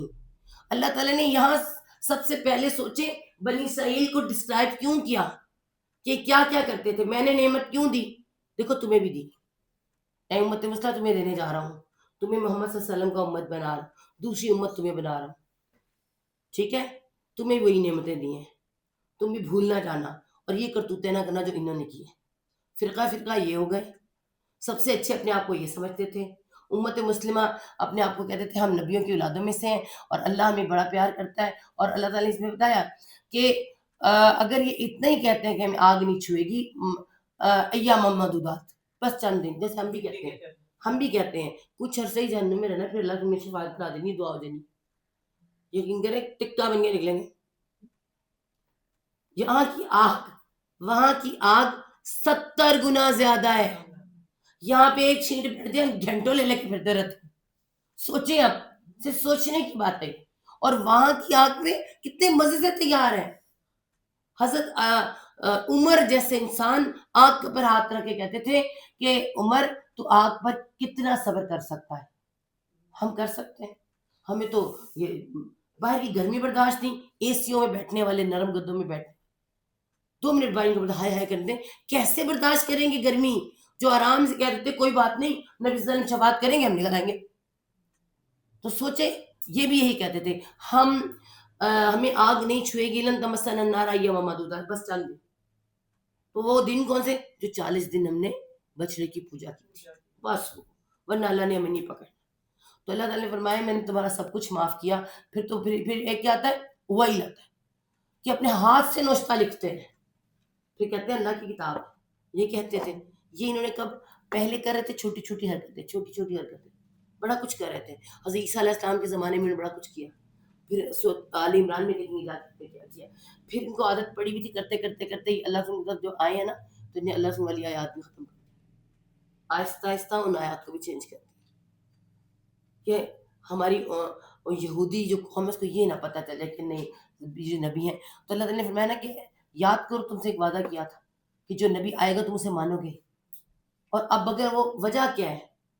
اللہ کے رسول صلی اللہ علیہ وسلم آ کہاں گئے؟ بنی اسماعیل میں. ہم نہیں مانتے. انہیں بچے پٹو گرم کھیل رہے تھے تو اس کا پٹو ہم نہیں مانتے. یہ تو وقت انہوں نے کی. نبی جان بھی لیا مان نہیں، ہمارے میں سے نہیں، ہم نہیں مانتے. تو اس چکر میں حسد کر بیٹھے اور اپنے آپ کو انہوں نے پھر یہاں پر انہوں نے یہ جو سزائیں ہیں اللہ تعالیٰ اس میں سزا میں انہوں نے بتایا کہ دیکھو تم نے حسد کیا. اور حسد کا بھی ذکر آتا ہے کہ حسد کرتے ہیں، اور حسد کے جو حسد کرے اس کو کیا کرنا ہے؟ اب حسد نظر آتا ہے؟ نہیں آتا. جو چیز نظر نہیں آتی ہے اس کو کیسے کہہ سکتے تو کرتا ہے؟ دکھانا حسد کدھر گیا، کدھر ہے، نکال کا. تو اللہ تعالیٰ ہر وہ چیز پھر اس میں آتا ہے نا اذا حسد حاسد سو فلق میں آتا ہے. تو جو چیز نظر نہیں آتی تو اللہ کی پناہ میں جانا ہوتا ہے. کرنا کیا ہوتا ہے؟ اس کو معاف کرنا. وہ مریض ہے، وہ پاگل ہے. وہ کیا کر رہا ہے؟ اپنی نیکیاں جلا رہا ہے. وہ تو اپنے آپ کو تکلیف دے رہا ہے، تم کیوں پریشان ہوتے ہو؟ کرنے والا حسد کرتا رہے. تو یہ بھی یہی کر رہے ہیں. اچھے بھلے نبیوں کی اولادیں تھیں، مان جاتے، حسد کر بیٹھے ہمارے ساتھ. شیطان نے بھی حسد ہی کیا تھا.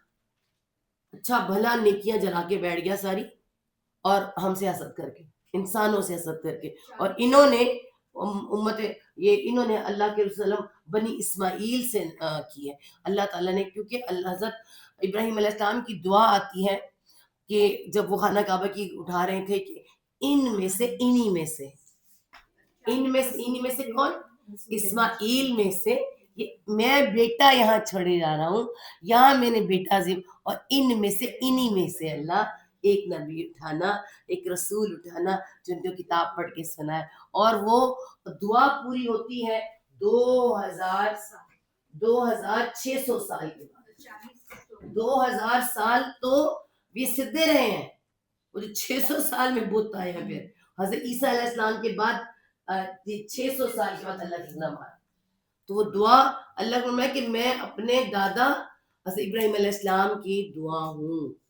اور پھر اللہ تعالیٰ کا خود سے یہ کرتے تھے اور لڑواتے بھی تھے. وہ سب کچھ اس میں بیان کیا جو میں نے آپ کو بتایا کہ اور سب چیزوں کو لڑواتے تھے، اپنے بندے بھیجتے تھے، ان کو قیدی بناتے تھے، اپنے بیٹوں کو مرواتے تھے، سب کچھ کرتے تھے اللہ جب کہ تمہیں نکالنا ہی حرام تھا. اور آج وہ سارے کام بنی اسرائیل کے امت مسلمہ کر رہی ہے. اللہ سے فرمایا تھا کہ تم بھی وہی کرو گے جو بنی اسرائیل نے کیا. صحابہ نے فرمایا کون؟ تم اور کون؟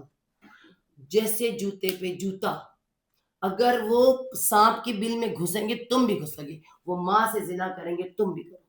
استغفر، بہت بڑے جملے ہیں، منہ سے بھی کہا جاتے لیکن کر رہے ہیں. اور یہی وجہ تھی کہ اللہ تعالیٰ نے قرآن کے شروع ہوتے ہی سب سے پہلے ان کا ذکر کیا اور ان کی بے ایمانیوں اور ان کی کرتوتوں کا ذکر کر کے ہمیں بتایا کہ تم امت مسلمہ دیکھو تم نہ کرنا. انہوں نے کیا, ان کا جرم ثابت ہوا اور ان کے سر سے تاج اتر گیا. آج ان کے سر سے تاج اتر کے بنی اسماعیل کے سر پہ, ان کے خاندان پر آیا, اللہ کے وسلم پر آیا. ٹھیک ہے, تمہیں دے دیا میں نے وہ تاج, تو تم ایک بہت بڑی نعمت کے ساتھ نوازے گئے ہو. اگر یہ نوازے گئے تھے تو تم بھی نوازے گئے ہو. ڈائریکٹ انہیں کہا جا رہا ہے ان کی برائیاں, سمجھایا ہوا جا رہا ہے. ساسیں کیا کہتی ہیں, ہم آپ سب ساسیں ہیں, کہنا تینوں سنانا نونو. بالکل یہی حال ہے. کہا بنی اسرائیل سے جا رہا ہے, سنایا ہمیں جا رہا ہے. قیامت تک ہم پڑھیں گے, وہ نہیں پڑھیں گے. قیامت تک بنی اسرائیل نہیں پڑھ رہے ہیں قرآن, ہم پڑھ رہے ہیں. ہم نے ان پہ چھوڑا ہوا ہے. ہمیں یہ دیکھنا ہے, ہم تو یہ کام نہیں کر رہے ہیں. بس یہی دیکھنا تھا. اور یہاں پر آپ دیکھیں کہ اس کے بعد یہ ہم کہاں پہنچے تھے, اس کے بعد یہ عراق پہنچے ہم لوگ. اس کے اینڈ میں جو آتا ہے نا, اب دیکھیں سارا ہمارا قرآن کمپلیٹ ہو گیا. ان کی ساری باتیں اللہ تعالیٰ نے کیا فرمایا, یہ غضب کما کر لائے. غضب بلائے غضب. کیسے؟ انبیاء کو قتل کرتے تھے, اللہ کے احکامات کو چینج کر دیتے تھے. یہ وجہ تھی نا ان کی. اللہ کی نافرمانیاں کرتے تھے اور جھوٹ بولتے تھے. اور اللہ تعالیٰ نے کہا کہ میں نے ان کو غضب آئے. سب سے پہلے غضب ان کا عیسیٰ علیہ السلام کے وقت میں آئے. پہلے عراق میں جب گئے, وہاں پہ قید ہوئے, پھر عیسیٰ علیہ السلام پر وقت ان کے پاس غضب آیا, پھر اللہ تعالیٰ نے چھوڑ دیا. اب میرا نبی صلی اللہ علیہ وسلم آئیں گے, پھر میں دیکھوں کیا کرتے ہیں. پھر انشاءاللہ سورۃ آل عمران میں آگے بات کریں. ہاں, عراق میں جب یہ پہنچے تو انہوں نے کیا کیا. اب یہ تھوڑا سا ایک پارٹ رہ گیا ہے. عراق میں جب یہ پہنچے, اسی جگہ میں جہاں آتا ہے نا آیت, اس میں آیت نمبر کون سی ہے میں آپ کو بتا دوں, لکھا ہوا تھا یہاں پر. ہاں جی, 12واں رکوع ہے جس میں حضرت جبرائیل علیہ السلام سے دشمنی, اس کے جواب اللہ تعالیٰ نے دیا ہے. ٹھیک ہے, اور آیت نمبر خالی 120 ہے. اس طرح کوئی آیت ہے, میں نے آیت نمبر لکھنا بھول گئی نا. ٹھیک ہے, اس میں ایسے ہیں کہ یہ پہلے تو سب سے پہلے دشمن کس کے بن گئے, جبرائیل علیہ السلام کے دشمن. انہوں نے کہا کہ جبرائیل علیہ السلام ہی وہ فرشتے ہیں جن کے لیے اللہ تعالیٰ نے قرآن میں بڑی ذی قوت المتین کہا, روح القدس کہا, ان کے بڑے نام, کہ وہ یہاں تو امین ہے, سما امین, وہاں بھی امین ہے. اللہ کے پاس امانت دار فرشتہ اور رسول بھی. ٹھیک ہے, تو اس میں اللہ تعالیٰ نے یہ فرمایا کہ دیکھو میرا یہ فرشتہ ایسا ہے. تو انہوں نے کیا کہا کہ جبرائیل علیہ السلام نے بے ایمانی کر دی, لانے کی نبوت بنی اسرائیل میں لے گئے بنی اسماعیل میں. یہ ان کے دشمن ہو گئے, ان کے بھی میکائیل. تو اللہ تعالیٰ نے اس میں آیت میں کہا کہ جو ابراہیل اور میکائیل جو دشمن ہوا, میرا دشمن ہوا. اور یہ عذاب بھی لاتے تھے نا, تو اس وجہ سے بھی دشمن ہوئے. حضرت جبرائیل کے تھرو عذاب آتا تھا. ان پہ تو عذاب کہاں آیا, وہ تو اللہ نے ان کے اوپر تو عذاب چھوٹے چھوٹے عذاب آئے نہیں, ان کے اوپر جو عذاب آئے ہیں نا وہ تو اللہ تعالیٰ نے دوسری طرح سے دی ہے. ان کے اوپر تو وہ تو عذاب بڑی قوموں پر ہے, ان پہ تو عذاب اس طرح نہیں آئے نا. ان کے عذاب تو انسانوں کے تھرو پہ ہے, جیسے ہم پر بھی عذاب انسانوں کے تھرو پہ ہے, چنگیز خان کی طرح ہے ہمارے پہ عذاب. تو ان پہ بھی انشاءاللہ بتائیں گے آپ کو. تو یہ سب سے بڑی بات, نبوت کا لانا, وحی کا لانا جبرائیل علیہ السلام کا کام تھا. تو یہ ہو گئے, انہوں نے کیا. اور اسی آیت پہ پھر آگے آتا ہے کہ یہ شیطانوں سے سیکھتے ہیں جادو, اور کہتے ہیں کہ سلیمان جادوگر تھا. سلمان جنوں سے جادو سیکھتا تھا. تو اللہ نے کہا کہ میرا سلمان جادوگر نہیں تھا. اللہ تعالیٰ نے سرٹیفکیٹ پیش کیا کہ سب سے پہلے کیا کہا کہ میرا سلمان کافر نہیں تھا, وہاں کفر سلیمان. ٹھیک ہے, وہ اللہ کا بندہ تھا. اچھا, ان کی خاصیت یہ تھی حضرت سلیمان علیہ السلام, حضرت سلیمان علیہ السلام کے اللہ نے ہوا پر, پرندوں پر ایسی بادشاہی دی جو کسی کو نہ دی, اور جنوں پر بھی. اور سرکش جن کو وہ قید کرتے تھے اور ان کو بیڑیاں ڈالوا کے ان سے کام کرواتے تھے. ٹھیک ہے, جیسے ہمارے جیلوں میں رکھے ہوتے ہیں, ان سے پتھر توڑواتے ہیں, کام کرواتے ہیں. تو انہوں نے یہ مشہور کر دیا کہ جادو ٹونا. جب دماغ آ جاتے ہیں نا غلامی میں, تو پھر یہ محنت نہیں ہوتی, محنت نہیں کر سکتے, دماغ بند ہو جاتا ہے, اور اس کے بعد جناب محنت نہیں کر سکتے تھے, آسانی سے جب کچھ مل جائے ہمیں. تو آپ دیکھیں, ہم بھی جب غلامی کی شکل میں تھے نا, تو علامہ اقبال آئے تھے جگانے میں, ہے نا, وہی جگہ یہ بتا کے تمہیں وہ کابر ہوا ہے کہاں کیا تم بھی. اور اس کے بعد یہ یہاں بابے بابے ہمارے. اور آج بھی آپ دیکھیں حضرت سلمان علیہ السلام نے جادو نہیں کیا, نہ جادو والا کام, انہوں نے جنوں سے اور کام کرنا, انہوں نے نام لگایا. اور آج امت مسلمہ کی اور خاص طور پہ پاکستان کی دیواروں پہ لکھا ہوتا ہے سلیمانی جادو. آپ بتائیں. ہاں محبوب کو قدم اللہ نے سلیمانی جادو ہمارے پاس, ساس پٹانی ہے ہمارے پاس جادو, آ جاؤ آپ خود سوچیں. تو ہم تو قرآن, اس کی وجہ کیا ہے, ہم نے قرآن کو خالی تلاوت کیا, پڑھا نہیں. اللہ تعالیٰ نے فرمایا کہ حضرت سلمان جادو کریں. اس میں آیت کے مطابق کیا ہے کہ یہاں پہ کیا آتا ہے کہ یہ جادو سیکھتے تھے اور ان سے, تو اس میں اللہ نے لکھا ہے کہ حضرت وہ جو ہے سلمان کافر نہیں, تو اس سے جو پوائنٹ نکلتا ہے جادو کرنے والا, کروانے والا, کسی طرح بھی ملوث ہو اس میں, وہ کافر ہے. جادو کرنے کروانے والا منافق کافر ہے, ٹھیک ہے. اور اس کے بعد اگر ہم دیکھیں اس میں جادو کے بارے میں جو بات آتی ہے, سیدھی سی بات ہے, جادو جو آیا تو عراق میں بابل شہر اور ہاروت اور ماروت دو فرشتے کیا اتارے گئے, فتنہ بنا کر اتارے گئے. ان کو آتا تھا وہ کام, وہ فتنہ بنا. جیسے اگر اب کہتے فرشتوں نے جادو سکھا دیا ہوگا. ابھی اس ٹائم جو ہم پر فتنہ کیا ہے, سیٹلائٹ فتنہ ہے, موبائل فتنہ ہے. مگر آپ اچھی چیز تو سیکھ سکتے ہیں, ان فرشتوں سے اچھی چیزیں سیکھی جا سکتی تھی. وہ فرما بردار ہے اللہ تعالیٰ کے, وہ اللہ کی تسبیح کرتے, پر انہوں نے ان سے غلط کام سیکھا. اور سیکھا بھی کیا, میاں بیوی میں جدائی, اور بڑے خوش ہوتے تھے کسی کی بیوی اڑا کر. اور وہ فرشتے منہ سے کہتے تھے کہ یہ فتنہ ہے, وہ خود کہتے تھے فتنہ نہ سیکھو. اور ہمارے بھی بنانے والے موبائل والے کہتے ہیں یہ فتنہ ہے, ہم اپنے بچوں کو نہیں, تم نہ دینا, پر ہم دیتے ہیں. ٹھیک ہے. اچھا, میاں بیوی میں جدائی, دوسروں کی بیویاں اڑا کے خوش ہونا. اچھے بھلے میاں بیوی ہیں, بیوی اچھی لگی, تو آج ہمارے ہاں بھی سب کچھ ہے, بڑی بڑی سطح پر ہے, کسی کی بیویاں اڑائی جا رہی, ہم سب کو پتہ ہے. ٹھیک ہے, ہم اس کی بیوی اڑا لی, اپنی سلطنت بنا لی, بڑے خوش ہو گئے. تو یہی کہتے تھے. اور یہ کام شیطان کو بڑا پسند ہے, میاں بیوی میں لڑائی شیطان کو بڑی پسند ہے. جب کسی میں لڑائی لگوا لی جاتی ہے, لگوا دیتا ہے اس کا کوئی چیلا, تو وہ آ کے اس کو بتاتا ہے, تو اس کو گلے لگا کے ہمارے خوش ہوتا ہے, اسے انعام دیتا ہے کہ تو یہ زبردست کام. کیونکہ میاں بیوی ایگزسٹ کرتا ہے پورا گھر اس کے اوپر, اور پورا گھر برباد کرانے میں ان کا. تو یہ سیکھتے تھے, اللہ تعالیٰ نے کہا میاں بیوی کی جدائی ڈالنے میں سیکھتے تھے. مگر سب سے بڑی بات میں آپ کو بتاؤں کہ اللہ تعالیٰ نے کہا کہ جو وہ سیکھتے تھے نا, وہ نقصان دہ چیز تھی. ٹھیک ہے, لیکن وہ نہیں نقصان پہنچا سکتا مگر باذن اللہ, اگر اللہ کا اذن ہو تو, ورنہ نہیں پہنچا سکتا. یہاں پہ ایمان آتا ہے. ایمان, ہم کہتے ہیں کہ کسی نے رشتہ بند کر دیا, کوئی کر سکتا ہے؟ اللہ تعالیٰ نے کہا میں رحمت کھول دوں تو کوئی بند نہیں کر سکتا, اور میں اپنی رحمت روک لوں تو کوئی روک نہیں سکتا, کوئی چھوڑ نہیں سکتا. اللہ اپنا رزق بند کر لے کوئی کسی کو دے نہیں سکتا.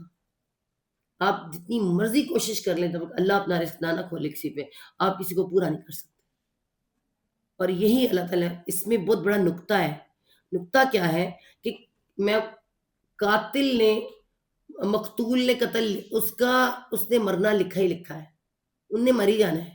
ٹھیک ہے, تو قاتل نے کیا کرنا, اس کو مار کے اس کی موت اپنے نام کرا لینی ہے نا. کسی کی نصیب میں وہ کام پہلے سے لکھا ہوا ہے, جادوگر نے ابھی جادوگر کے نام لکھوا لینی ہے نا. یہ دو باتیں اگر آپ کے نصیب میں نہیں ہے تو آپ دیکھیں نا, کوئی رشتہ آپ کا نہیں ہوتا, ہو سکتا ہے اس میں خیر نہ ہو. پھر انشاءاللہ آگے آئے گی آیت, اس کے اندر باقاعدہ آتا ہے, اگلے اس میں آئے گا کہ کچھ ایسی چیزیں ہیں جن میں خیر نہیں ہوتی, تم انہیں طلب کرتے ہو مگر تمہارے لیے خیر نہیں ہوتی, تو اللہ تعالیٰ انہیں دور کر دیتا ہے. اور کوئی ایسی چیزیں ہوتی ہیں جو تمہیں اچھی نہیں لگتی, تم پر مسلط ہو جاتی ہیں, اس میں تمہارے لیے خیر ہوتی. بس ایسی بات کہ ہماری زندگی میں کوئی مسائل آتے ہیں نا, ہم فٹافٹ کہتے ہیں کہ جادو ٹونا کر چلے. اور جادو ٹونا, جادو ہوتا کیا ہے, دو تین باتیں بس کروں گی خالی. نمبر ایک, جادو ہماری باتوں میں ہے, جادو ہماری زبان میں ہے. اگر جو زبان کا جادو نہ ہوتا تو اللہ تعالیٰ قرآن پاک میں بار بار نہ کہتے کہ اے نبی صلی اللہ علیہ وسلم آپ مجنون نہیں ہیں, آپ دیوانہ نہیں ہیں، آپ شاعر نہیں ہیں، ہے نا، آپ سچے پکے نبی ہیں، آپ صراط مستقیم پر ہیں، کیونکہ بار بار نبی صلی اللہ علیہ وسلم نے کہا جاتا کہ آپ دیوانے، آپ مجنون ہیں۔ آپ کسی ایک بچے کو مسلسل کہنا شروع کریں کہ تو پاگل ہے، تو پاگل ہے، وہ خود ایک دن اپنے آپ کو کہے گا ہاں میں پاگل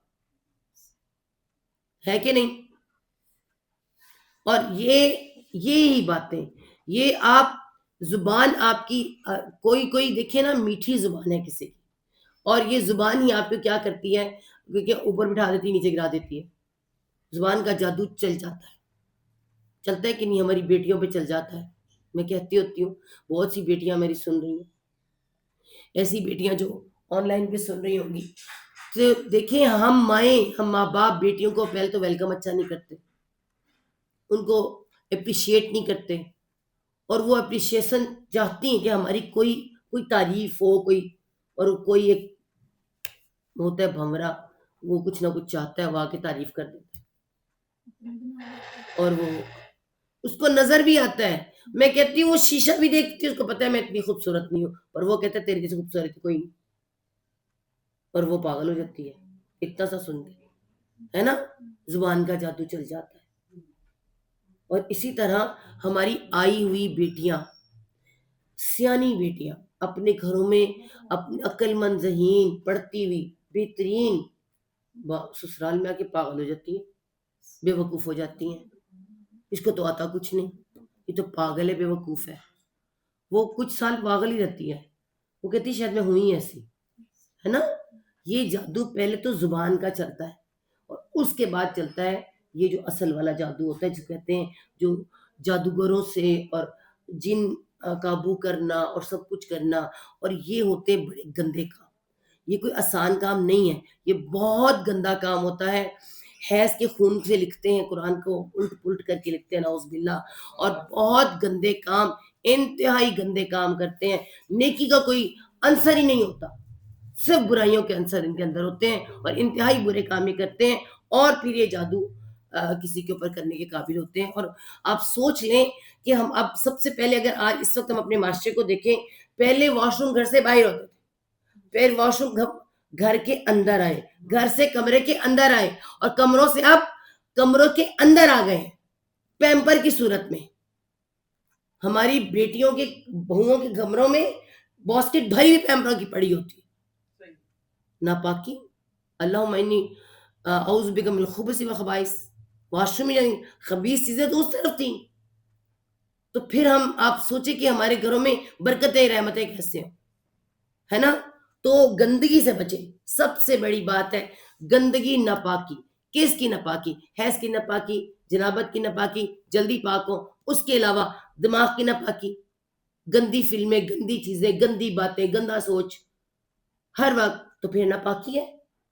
آنکھ صاف، ذہن صاف، دل صاف، کپڑے پاک، ذہن پاک، سب کچھ پاک، تو پاک لوگوں کے پاس فرشتے آتے ہیں، اور ناپاک لوگوں کے پاس شیطان، پکی بات ہو۔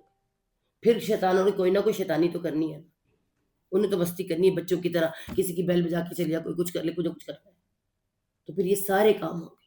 تو سب سے پہلے تو ان سے بچیں، اور پھر اس کے بعد ڈاکٹر کو چیک کرائیں کہ ہم پہ کوئی مسئلہ تو نہیں، بعد میں پتہ چلے جی بیماری اندر سے کچھ اور نکل آئی ہے، تو ہر وقت ہم جادو جادو جادو کرتے رہے، جادو بہت کالا جادو، پیلا جادو، نیلا جادو ہے نا، تو یہ سارے جادو بعد میں، پہلے ڈاکٹر کو چیک کرائیں، اپنے ٹیسٹ وغیرہ کرائیں، اگر بہت سی باتوں کے بعد کچھ نہیں پتہ چلتا تو سمپل سی بات، اگر ہم کہتے ہیں کہ پاک رہیں تو پہ جادو نہیں ہوگا، تو نبی پاک صلی اللہ علیہ وسلم پر جادو ہوا، ہم سب جانتے ہیں، ان سے پاک ہستی کوئی نہیں، کیوں ہوا؟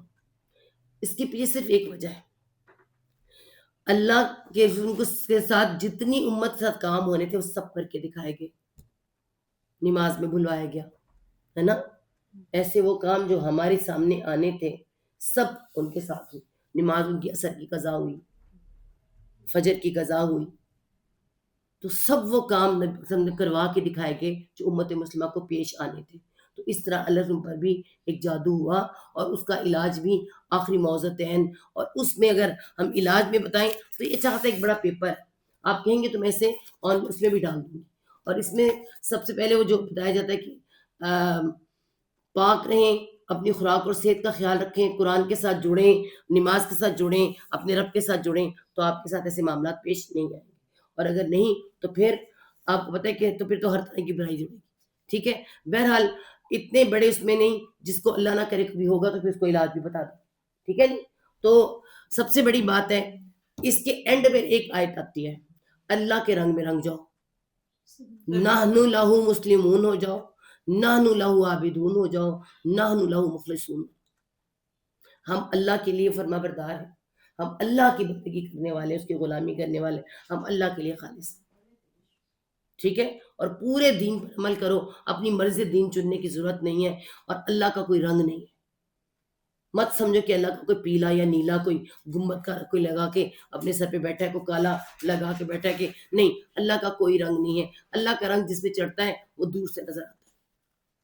اللہ کا رنگ ہی قرآن اور سنت پر عمل کرنا اور اللہ کے رنگ میں رنگ جانا، متقی بن جانا، ہم آپ کو شروع میں بتا چکے ہیں. اس کے بعد صبح شروع ہوتی ہے، رات تک اللہ کی کوئی نافرمانی نہیں ہوتی. یہ اللہ کا رنگ. اور اینڈ پر، اسی پارے کے اینڈ پر اللہ تعالیٰ نے کیا فرمایا ہے؟ اللہ تعالیٰ نے فرمایا کہ وہ ایک امت تھی، اس کا کیا اس کے ساتھ، تم ایک امت ہو، تم سے تمہارا سوال کیا جائے. اس میں ہمارے ماں باپ بھی آ جاتے ہیں. ہم بار بار کہتے ہیں ہمارے ماں باپ نے یہ کیا، فلان نے یہ کیا. اللہ تعالیٰ کہتے ہیں وہ تھے، تم سے ان کے بارے میں نہیں پوچھے گا، ان سے تمہارے بارے میں پوچھے گا. اپنی اپنی فکر کرو. تو ہمیں امت مسلمہ اللہ تعالیٰ نے یہاں بتا دیا کہ تم ان کے گناہوں کو گننا نہ، ان کے گناہوں سے کیا کرنا، سبق حاصل کرنا، جو میں نے سارا پیچھے تمہیں بتایا. اور آگے دوسرا پارا جو آ رہا ہے، میں تمہیں امت مسلمہ بنانے والا ہوں، میں قبلے کی چینجنگ کرنے والا ہوں. تو انشاءاللہ کل ہم پارا لیں گے. انشاءاللہ کل کے پارے کو ہو سکتا ہے 2 دن لگ جائیں، کیونکہ اس میں احکامات بھی زیادہ ہیں، اس میں چیزیں بھی زیادہ ہیں. ٹھیک ہے جی. اس میں بہت قصے ہیں، ہو سکتا ہے وہ پارا ہم 2 دن میں کریں. ٹھیک ہے جی. صدق اللہ العظیم. ربنا لا تزغ قلوبنا بعد إذ هديتنا وهب لنا من لدنك رحمة إنك أنت الوهاب. رب ارحمهما كما ربياني صغيرا. اللهم حاسبنا حسابا يسيرا. اللهم فقهنا في الدين. أعوذ بالله أن أكون من الجاهلين. حضرت موسیٰ علیہ السلام کی دعا جو آج ہم نے سپارہ پڑھا ہے، اللہ پاک ہمیں جاہلین میں سے نہ بنانا، ہمیں ان جذباتی لوگوں میں سے نہ بنانا جو مذاق کرتے پھرے، غصے میں پاگل ہوتے پھرے. اللہ ہمیں منافقت سے بچانا.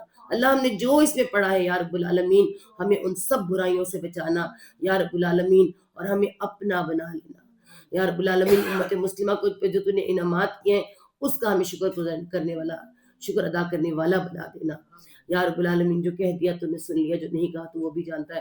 سب کے سب معاف کر دے، سب کی سب سن لے، اور جو دیا اس کی شر سے بچا، جو نہیں دیا اس کی بھی شر سے بچا. ربنا تقبل منا انك انت السميع العليم وتب علينا انك انت التواب الرحيم.